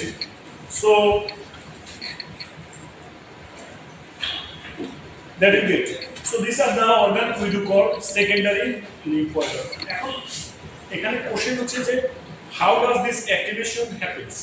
এটা একটু নিজেরা শিখে নেব। How does this activation of B cell and T cell happens? এটা একটু তোমরা নিজেরা শিখে নিবা, আমি আর সময় পাবো না ওটা তোমাদেরকে শেখানোর জন্য। দেখো একটা জিনিস মনে রাখবা, this activation is is basically happens with the assistance of many different molecules. Many different molecules যেগুলো তোমাদের আসলে শেখানোর জন্য যদি আমি থার্ড ইয়ারে পড়াই applied microbiology and immunological product only then I will discuss this issue যে এখানে কারণ তোমাদের এখানে অনেক কিছু ব্যাকগ্রাউন্ড স্টোরি জানতে হবে because right now you don't have any idea about what is interleukins আছে what is prostaglandins what are the transforming growth factors you have in your body so যার জন্য এগুলো তোমাদের এখন এইভাবে পরে শিখে নিও তোমরা এটা যে অ্যাক্টিভেশন কিভাবে হয় এটা আমরা এখন পড়ালে তোমাদেরকে বোঝানো ইটস ভেরি ডিফিকাল্ট কারণ তোমরা প্রোস্টাগ্ল্যান্ডিনই পড়বে তাই না প্রোস্টাগ্ল্যান্ডিন পড়বে হিস্টামিন সিক্রেশন করেছো পড়বে হিস্টামিন পড়বে সো তার মানে আমাদের বডিতে কিভাবে ইনফ্লামেশন জেনারেট করে সেটাই আমরা জানি ইনফ্লামেশন আমরা এখনো বডিতে করি আমরা শুধুমাত্র একটু আইডিয়া রাখতে পারি যখন ফ্রন্সিল বা লিম্ফ নোড ফুলে যায় দেখবে এই জায়গায় হাত দিলে বা এখানে হাত দিলে অনেক গরম লাগে তোমার জন্য হিট শক পেয়েছে এই যে রেসপন্সটা এই যে সিমটমসটা দ্যাট ইজ কল্ড ইনফ্লামেশন এখন এগুলোর ব্যাকগ্রাউন্ডে অনেক রকমের কেমিক্যাল চেঞ্জ হয় বডিতে তো সেই কেমিক্যাল চেঞ্জগুলো বেসিক্যালি রেসপন্সিবল ফর অ্যাক্টিভেশন এখন দেখো কোনো পেশেন্টের টনসিল সার্জারি করে ফেলে দেয় ডক্টররা বলে যে you have inflamed tonsil and you have to surgically remove it is it logical to do that is it logical unless your tonsil is giving you so many problems over the years and years and it's very frequent only then you will go for surgical removal of tonsil other than that no way because if you remove tonsil you will have compromised immunity in your body right অনেকের lymph node কাটতে হয় so বিভিন্ন body lymph node কাটতে হয় so lymph node কাটলে তখন ওখানে তোমার surgical removal of lymph node করলে অনেক প্রবলেম হয় তার মধ্যে one of the potential problem is basically reduced immunity তোমরা লিম্ফ নোড করেছো lymphatic system so lymphatic system is responsible for activation of immune system তো তার কারণে lymph node removal not only আমরা লিম্ফ নোড রিমুভ করলে আমরা মনে করে থাকি যে শুধুমাত্র লিম্ফ নোড রিমুভ করলে কি প্রবলেম হবে কি করেছো lymph node What is the connection of lymph node with blood circulation system? Is there any connection? Any connection there? সেটা কি জিনিস?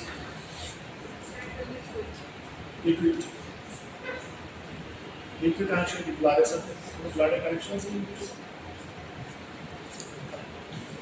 এগুলো একটু ভালো করে প্রয়োগ করো শুধুমাত্র এই মুখস্থ লিম্ফ নোড করে লিম্ফ ব্লাড দিয়ে যে ফ্লুইড যায় এই সেই আমি যদি একটা টানা মুখস্থ খাতায় লিখে দিই কি স্টোর করে রাখে ওই বস্তু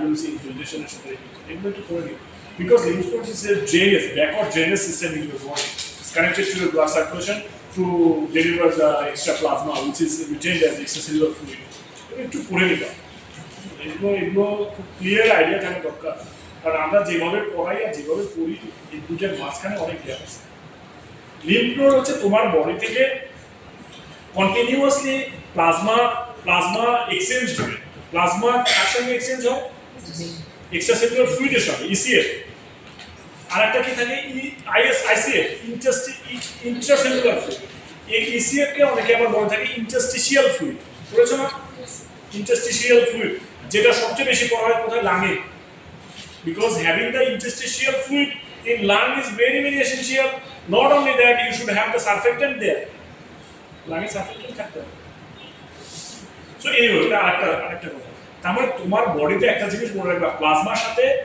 ফ্লুইডের কন্টিনিউয়াস এক্সচেঞ্জ হয় এখন এক্সট্রাসেলুলার ফ্লুইড যে বডিতে অ্যাকুমুলেট করবে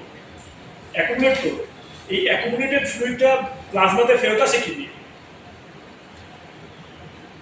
প্লাজমাতে ফেরত আসে কি দিয়ে লিম্ফ ড্রাগ দিয়ে এই সবগুলো লিম্ফ ড্রাগ যে মিলে হচ্ছে সাবক্লেভিয়ান ভেইন মনে পড়ে জগুলার ভেইন এই সেইখান দিয়ে যেখান দিয়ে কাইলোমাইক্রন হিসেবে ফ্যাট ট্রান্সপোর্টেড হয়ে যায় বুঝছো না কাইলোমাইক্রন বিলাই দিয়ে কাইলোমাইক্রন ফর্ম করে কাইলোমাইক্রন দিয়ে সাবক্লেভিয়ান ভেইন দেন জগুলার ভেইন দিয়ে সুপিরিয়র ভেনা কেভা ইনফেরিয়র ভেনা কেভা দিয়ে তারপরে তোমার ব্লাডে আসে নাকি সরাসরি পোর্টাল সার্কুলেশনে যায় everything enters into portal circulation except fatty acid কিন্তু পোটাল সার্কুলেশন যায় না, এই তোমার লিম্ফ ট্র্যাক্টের ইন্টারনে লিম্ফ ট্র্যাক্টে ঢুকে সেটা কাইলোমাইক্রন ফর্ম করে জগুলার অ্যান্ড সাবক্লেভিয়ান ভেইন দিয়ে তারপরে তোমার হার্টে যায়। সো তার মানে কি তোমার ওটা হচ্ছে যে লিম্ফ ট্র্যাক্টের সরাসরি হার্টের সঙ্গে কানেকশন আছে টু এক্সচেঞ্জ দ্য ফ্লুইড, যেটা ফ্লুইড ব্যালেন্স করে। সো এটা হচ্ছে ফ্লুইড এক্সচেঞ্জ। তোমরা একটু ইন ডিটেইলস দেখে নিও। সো লিম্ফ নোডে it is the place where maturation of WBC, তুমি যেটা বলছো maturation of WBC activation of WBC, it is the place where you getting the active WBC. So আমাদের এখানটাতে দেখো, তার মানে if you have the primary lymphoid organ and secondary lymphoid organ, you will have the matured and active B cell and T cell. How they respond? So you have the B cell in your body. Take two place পিছনে, what is your problem? খেয়াল করতে হবে, তোমাকে বলছি খেয়াল করতে হবে। So you have the B cell in your body, but this B cell is quite dormant. It is not capable of transforming to this plasma cell to produce the antibody. পারে না, কোনো অবস্থাতেই পারে না B cell নিজে। That means the antibody mediated response that we do call a humoral immune response, is it independent? Never ever. It requires always the assistance of T cell. তাহলে তোমার বডিতে T cell mediated যে cell mediated immune response, either it could be phagocytosis, it could be or what are the things? It could be phagocytosis or engulfment or direct killing by apoptotic process. So anything that could happen by the way of activity of T cell, it is independent in nature. Remember it. Our T cell, যেটা responsible factors of giving you the cell mediated immunity, এটা কিন্তু independent. এটা তুমি পাবাই না। তোমার বডিতে যদি B cell নাও থাকে, তাও তুমি cell mediated immunity তোমার থাকবে to give you the at least kind of partial immunity.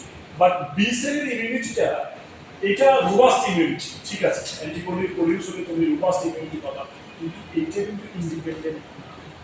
তোমার বডিতে T cell থাকতে হবে।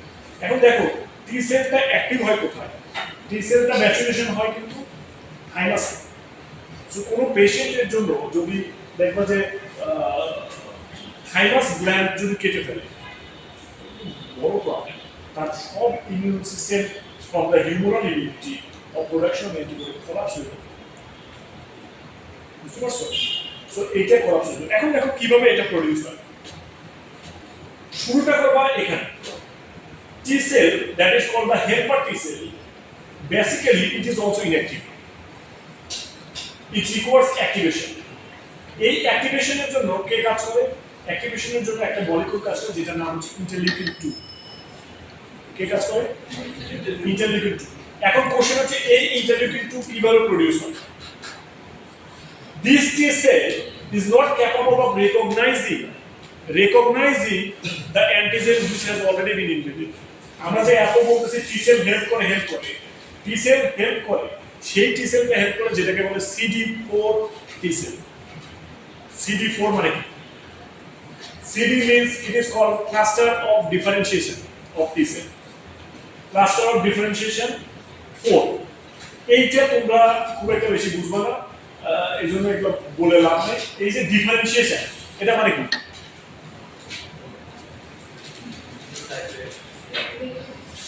What is differentiation?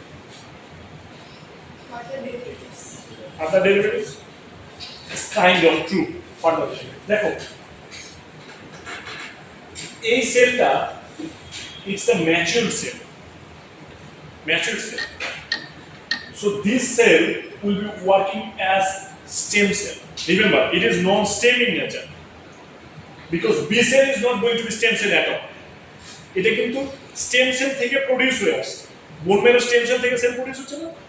So this is known stem cell, but this will be working as progenitor or stem cell type 1 when it is transforming to further one with the phenotype of plasma cell. তার মানে এইটা যখন স্টেমের মতো attitude show করবে। এখান থেকে sell আর একটা intermediate সেলে কনভার্ট হতো, ইন্টারমিডিয়েট সেল থেকে সে একটা পার্টিকুলার ফেনোটাইপিক সেলে চলে গেল, যে ফেনোটাইপিক সেলটাকে আমরা কি বলবো, প্লাজমা সেল। দেখো এইটা তখন কি একটা স্টেমের মতো অ্যাটিটিউড করবে না, স্টেমের মতো অ্যাটিটিউড করছে না। It could proliferate. What is stem cell? Which has the proliferation capacity as well as transform to particular cell. এই দুটো প্রপার্টিজ থাকতে হবে স্টেমে, বুঝছো না? What is stem cell? Stem cell মানে সে মাল্টিপল হতে পারবে, আবার একটা থেকে একটা ডিফারেন্ট টাইপের সেলে কনভার্ট হতে পারবে।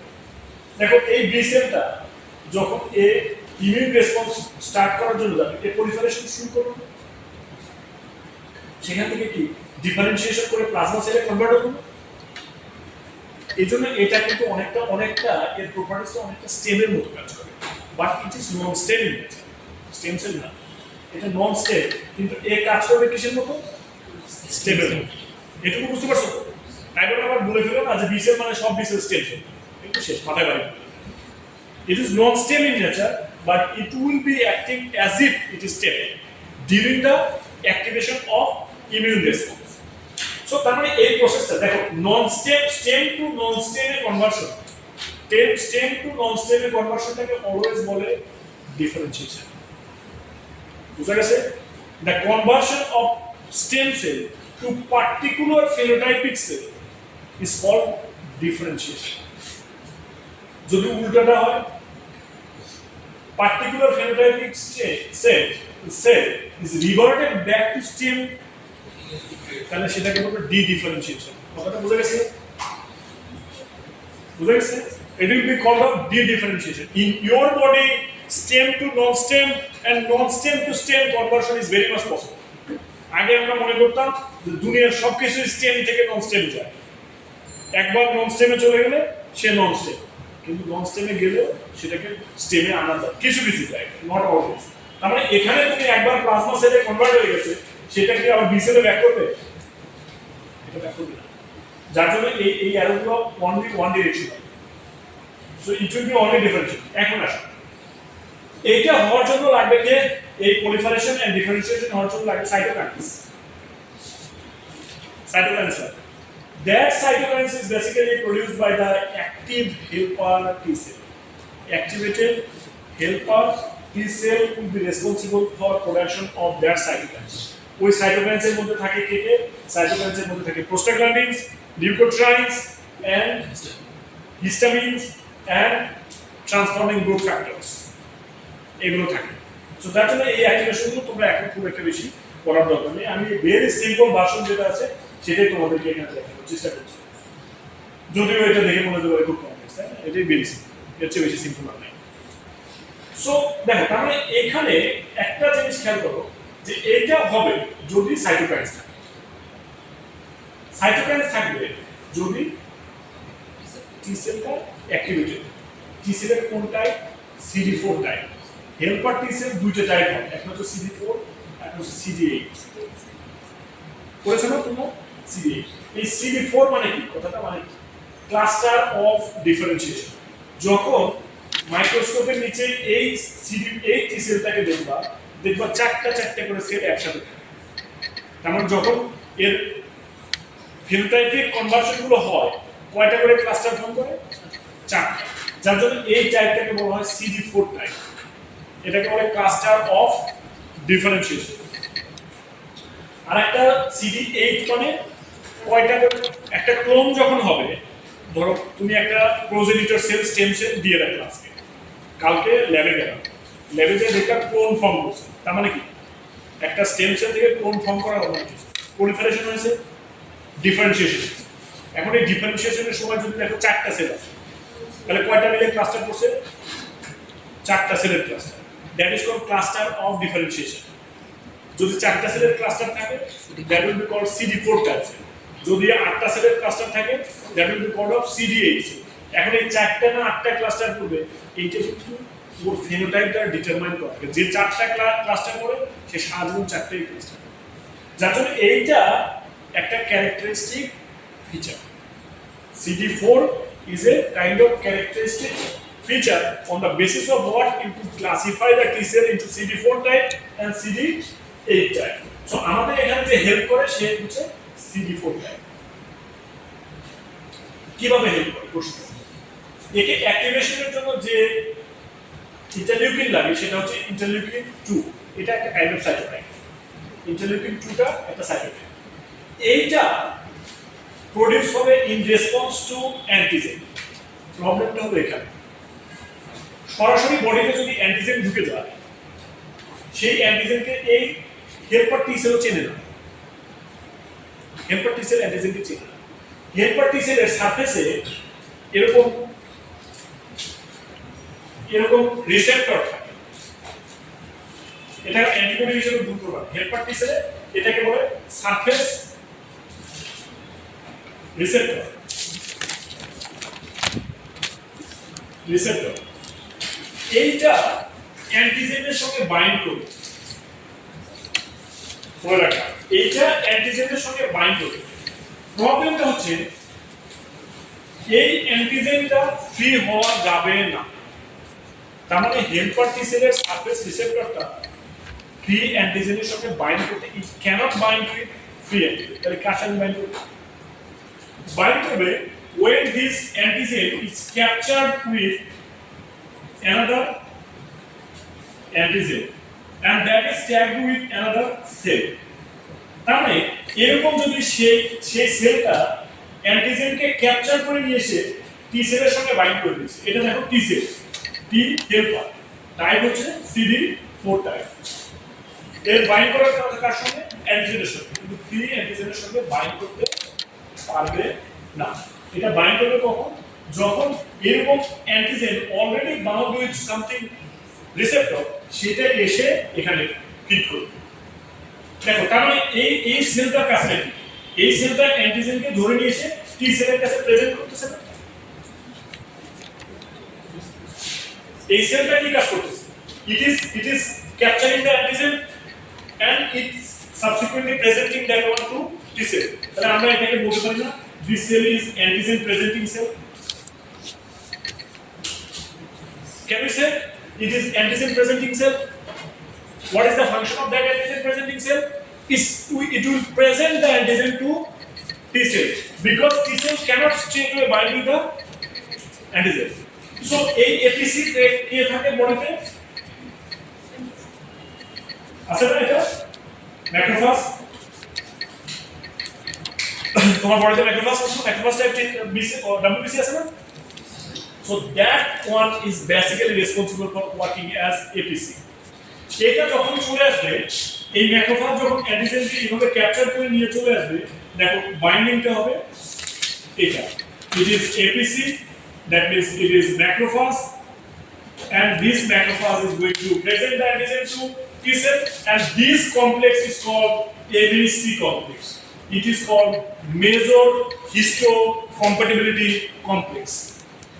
That MHC complex formation is utmost importance for presenting the antigen to T cell and eventual activation of that one. Do you understand? So what is the things going to be here? You see, it is MHC. MHC. So this MHC means it is major histocompatibility complex. The receptor of T cell is going to accept the antigen when it is bound to another receptor of APC. So they always combine in a fitting position to form the histologically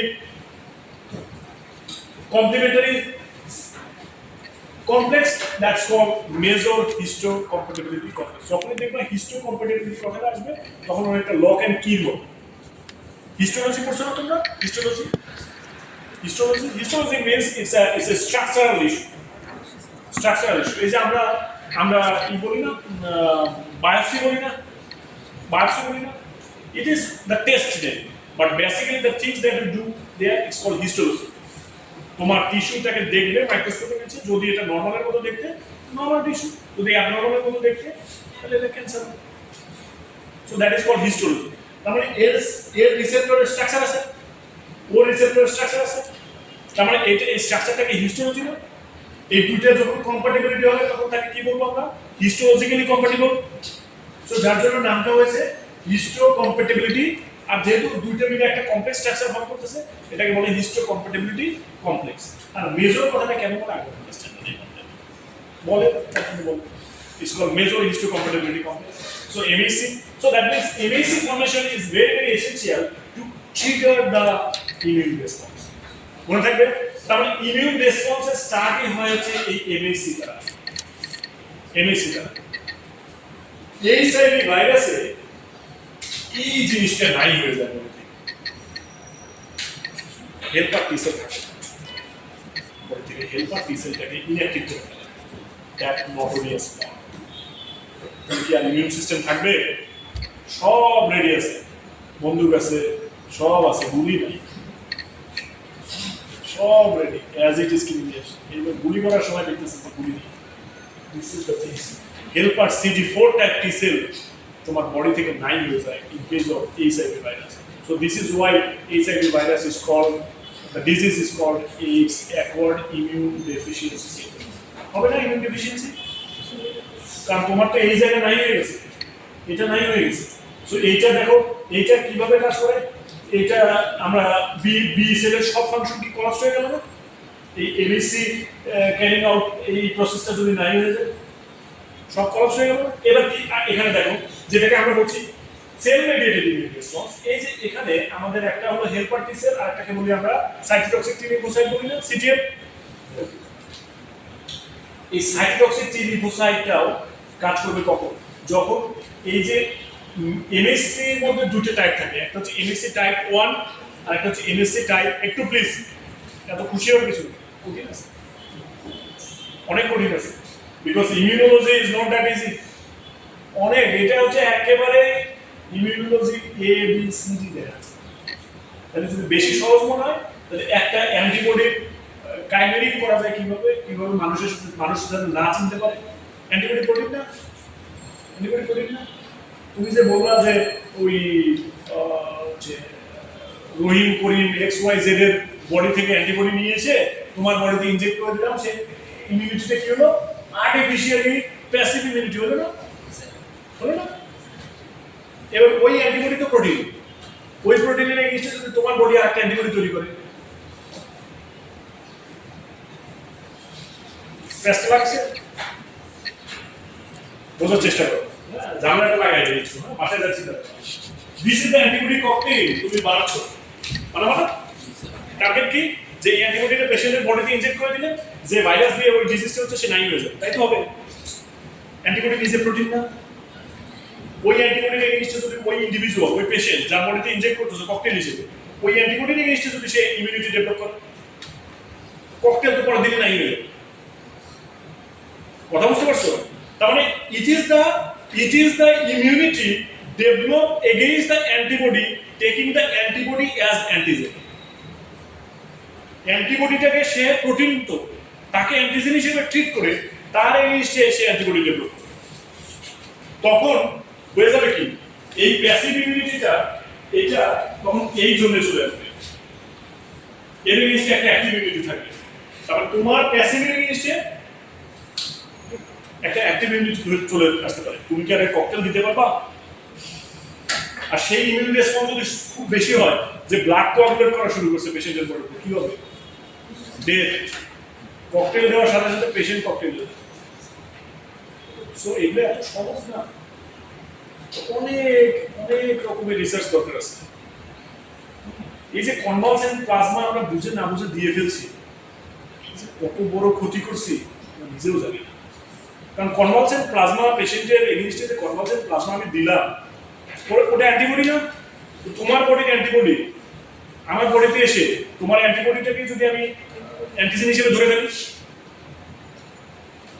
তাহলে এমনিতেই তো তুমি ভাইরাসে affected, তার মধ্যে আর একটা antigen ঢুকে দেবে, তখন কি হবে? শেষ। এজন্য কনভালসেন্ট প্লাজমা নিয়ে কয়জন বাঁচছে? কয়জন বাঁচছে? এগুলো হচ্ছে একদম চিন্তা ভাবনার বিষয় আছে। তুমি যত সহজ সমীকরণে এখানে আমরা পড়ালেখা করি, রিয়েলি এত সহজ না। তুমি যখন ল্যাবে কাজ করতে যাবা, তোমার মাথায় এগুলো কাজ করবে, যে আমি যে অ্যান্টিবডিটাকে একভাবে চিন্তা করতেছি, অ্যান্টিবডি ভাইরাস কিন্তু, ভাইরাস কিন্তু, তোমার কিন্তু সো তার জন্য এগুলো একটু খেয়াল করবা। দেখো আমরা যেটা বলছি এখানে এমএসসি টাইপ 2 থাকে। MSC type 2 is responsible for activation of this one. ম্যাক্রোফাজে আরেকটা এমএসসি থাকতে পারে যেটা বলে এমএসসি টাইপ 1। এমএসসি টাইপ 1টা সরাসরি সাইটোটক্সিক টি সেলের অ্যান্টিজেন প্রেজেন্ট করে। তার মানে this antigen is helper, this T cell is CD4 type helper T cell. এখানে যে কমপ্লেক্সেশনটা হবে সেটাকে বলা হয় এমএসসি টাইপ 2 কমপ্লেক্সেশন। ক্লিয়ার?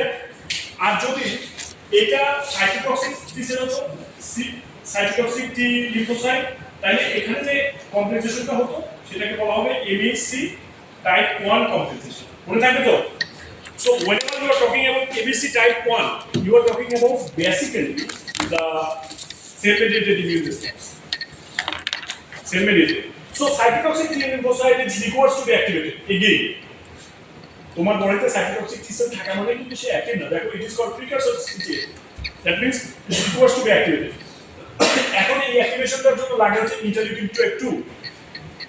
এই ইন্টারলিউকিনটা কে দেয়? ইন্টারলিউকিনটা কে দেয়? Helper T sell. Helper T sell.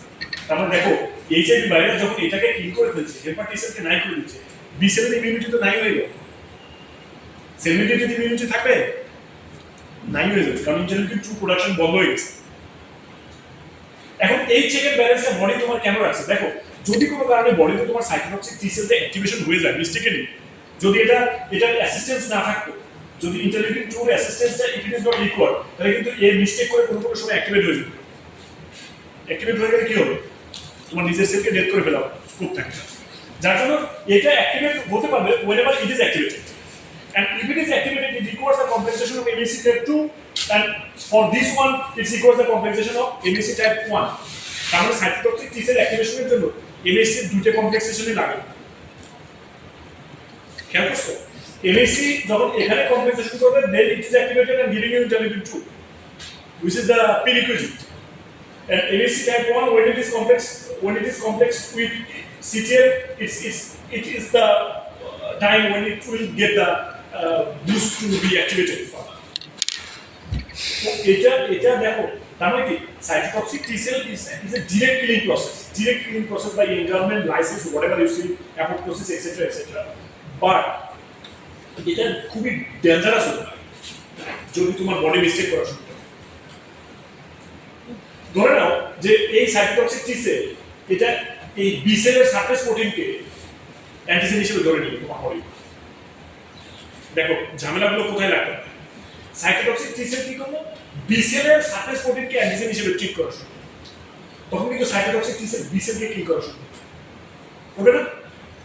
Cytotoxic T cell তোমার লাংয়ের একটা সেলকে যদি সে অ্যান্টিজেন হিসেবে টার্গেট করে ফেলে ভুল করে, যেটা নর্মালি করার কথা, তখন কিন্তু লাংকে সে কলাপস করা শুরু করবে, যে ডিজিজটাকে আমরা বলি অটো ইমিউন ডিজিজ। তার তোমার immune system is responsible for killing your own body. ওই যে শুরুতেই বলছিলাম যে সেলফ নন সেলফ ডিটারমিনেশন।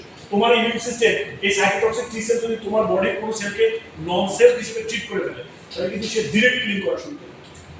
যার জন্য এ যাতে ডিরেক্ট কিলিং এর পাগলামি শুরু করতে না পারে, এই জন্য এর পিছনে একটা কারণ রেখে দেওয়া আছে। কারণ কি এ পাগল হলেও এই হেল্পার টি সেল পাগল হবে না একসাথে। তখন কি হবে?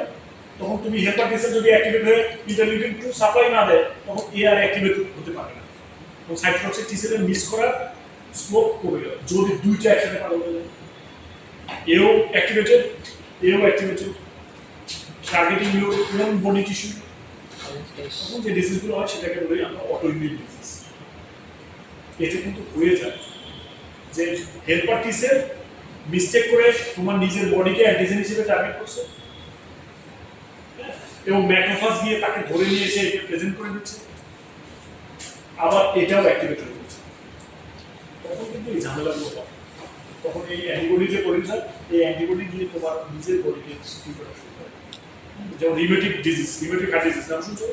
রিমেটিক ফিভার, এই ধরনের সিচুয়েশনে এইগুলো করে। সো যার কারণে আমাদের বডির এই human immune response and cell mediated immune response, they are basically well organised, well balanced system. এখানে কোনো মিস্টেক হওয়ার কোনো স্কোপ নেই। যদি নিজে নিজে মিক্স করা শুরু করে, মিস্টেক করা শুরু করে, এখানে তোমার কাছে মনে হতে পারে যে এই ম্যাচিউরেশন প্রসেসে এখানে ইন্টারলিউকিন লাগে, এখানে ইন্টারলিউকিন লাগে। সো এছাড়াও আরো multiple signalling process is involve with this maturation. একটা বার খেয়াল করে দেখো, যদি এই ম্যাক্রোফাজের সঙ্গে অ্যান্টিজেন প্রেজেন্ট করে না, ম্যাক্রোফাজে সে অ্যান্টিজেন প্রেজেন্ট করে, যদি খেয়াল করে দেখো ক্যান্সার সেলের, একটু জাস্ট আইডিয়া দিয়ে দিই শেষ করে, ক্যান্সার সেলের একটা অ্যান্টিজেন যেটা শুধুমাত্র ক্যান্সার সেলেই আছে। একটু খেয়াল করো, তোমার বডির কোনো সেলে নাই, ক্যান্সার সেলের একটা পার্টিকুলার প্রোটিন যেটা অ্যাবনর্মাল, সেটাকে তুমি কি করবা, ম্যাক্রোফাজকে চিনিয়ে দিলা,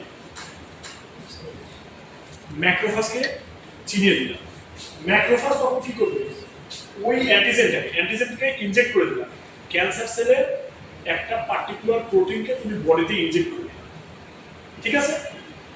ম্যাক্রোফাজ কি করলো, সেই প্রোটিনটাকে ধরে নিয়ে টি সেলের কাছে প্রেজেন্ট করে দিল,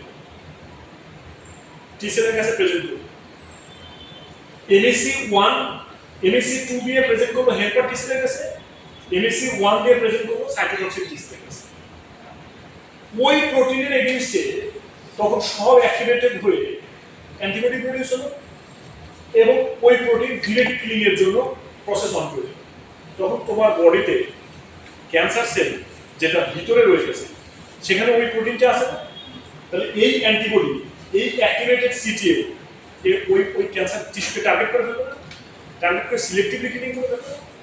so right now all over the globe in developed universities like top 20 universities, they are just trying to identify the selective protein to allow the macrophage to target that protein and present it to the helper T cell and CTL, so that eventual antibody against that protein we could have in your body, and CTL active we could have in your body to directly kill the cancer. So if it is going to be successful by the next 5 to 10 years, 15 থেকে 20 বছর পরে cancer treatment হবে জ্বরের treatment. Just পেশেন্টের body থেকে identify করা হবে তার কোনটা সিলেক্টিভ প্রোটিনকে ইনজেক্ট করে দিয়ে ম্যাক্রোফাজকে অ্যাক্টিভেট করে দেবে, অটোমেটিক 2 মাস 3 মাসের মধ্যে বডি থেকে ক্যান্সার টিস্যু নাই, ওষুধ দেওয়া হবে না। It is called immunotherapy.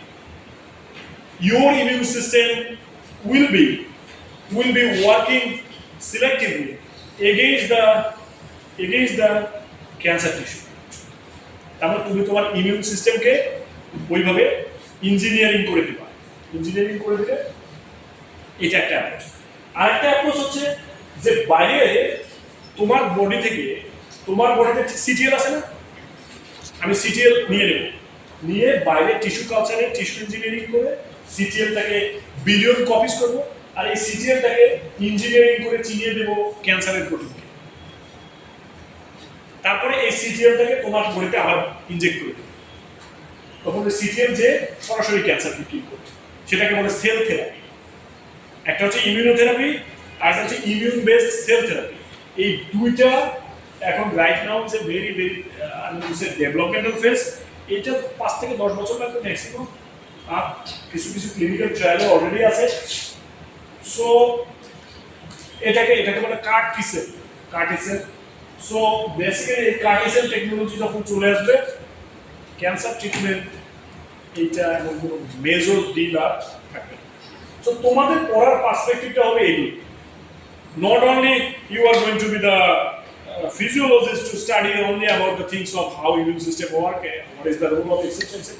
এগুলো তো জানবা, বাট বেসিক ফোকাস কিন্তু আমাদের ওই জায়গায়, যে how could you make it for the development of drug, development of therapy with the issue of current challenge, সেটা আমরা কিছু বলবো।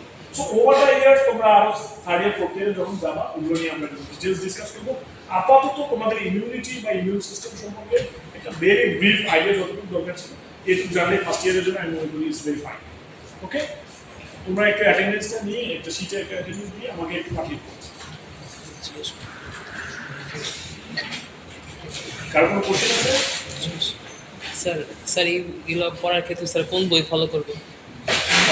ভালো কথা বলছো, এগুলো পড়ার জন্য পড়বা হচ্ছে একে আটলাস, ইমিউনোলজির একটা বই আছে একে আটলাস, ওটা খুব ভালো বই। ওখান থেকে জাস্ট বেসিক যেটুকু পড়িয়েছি ওটুকু শিখেছি।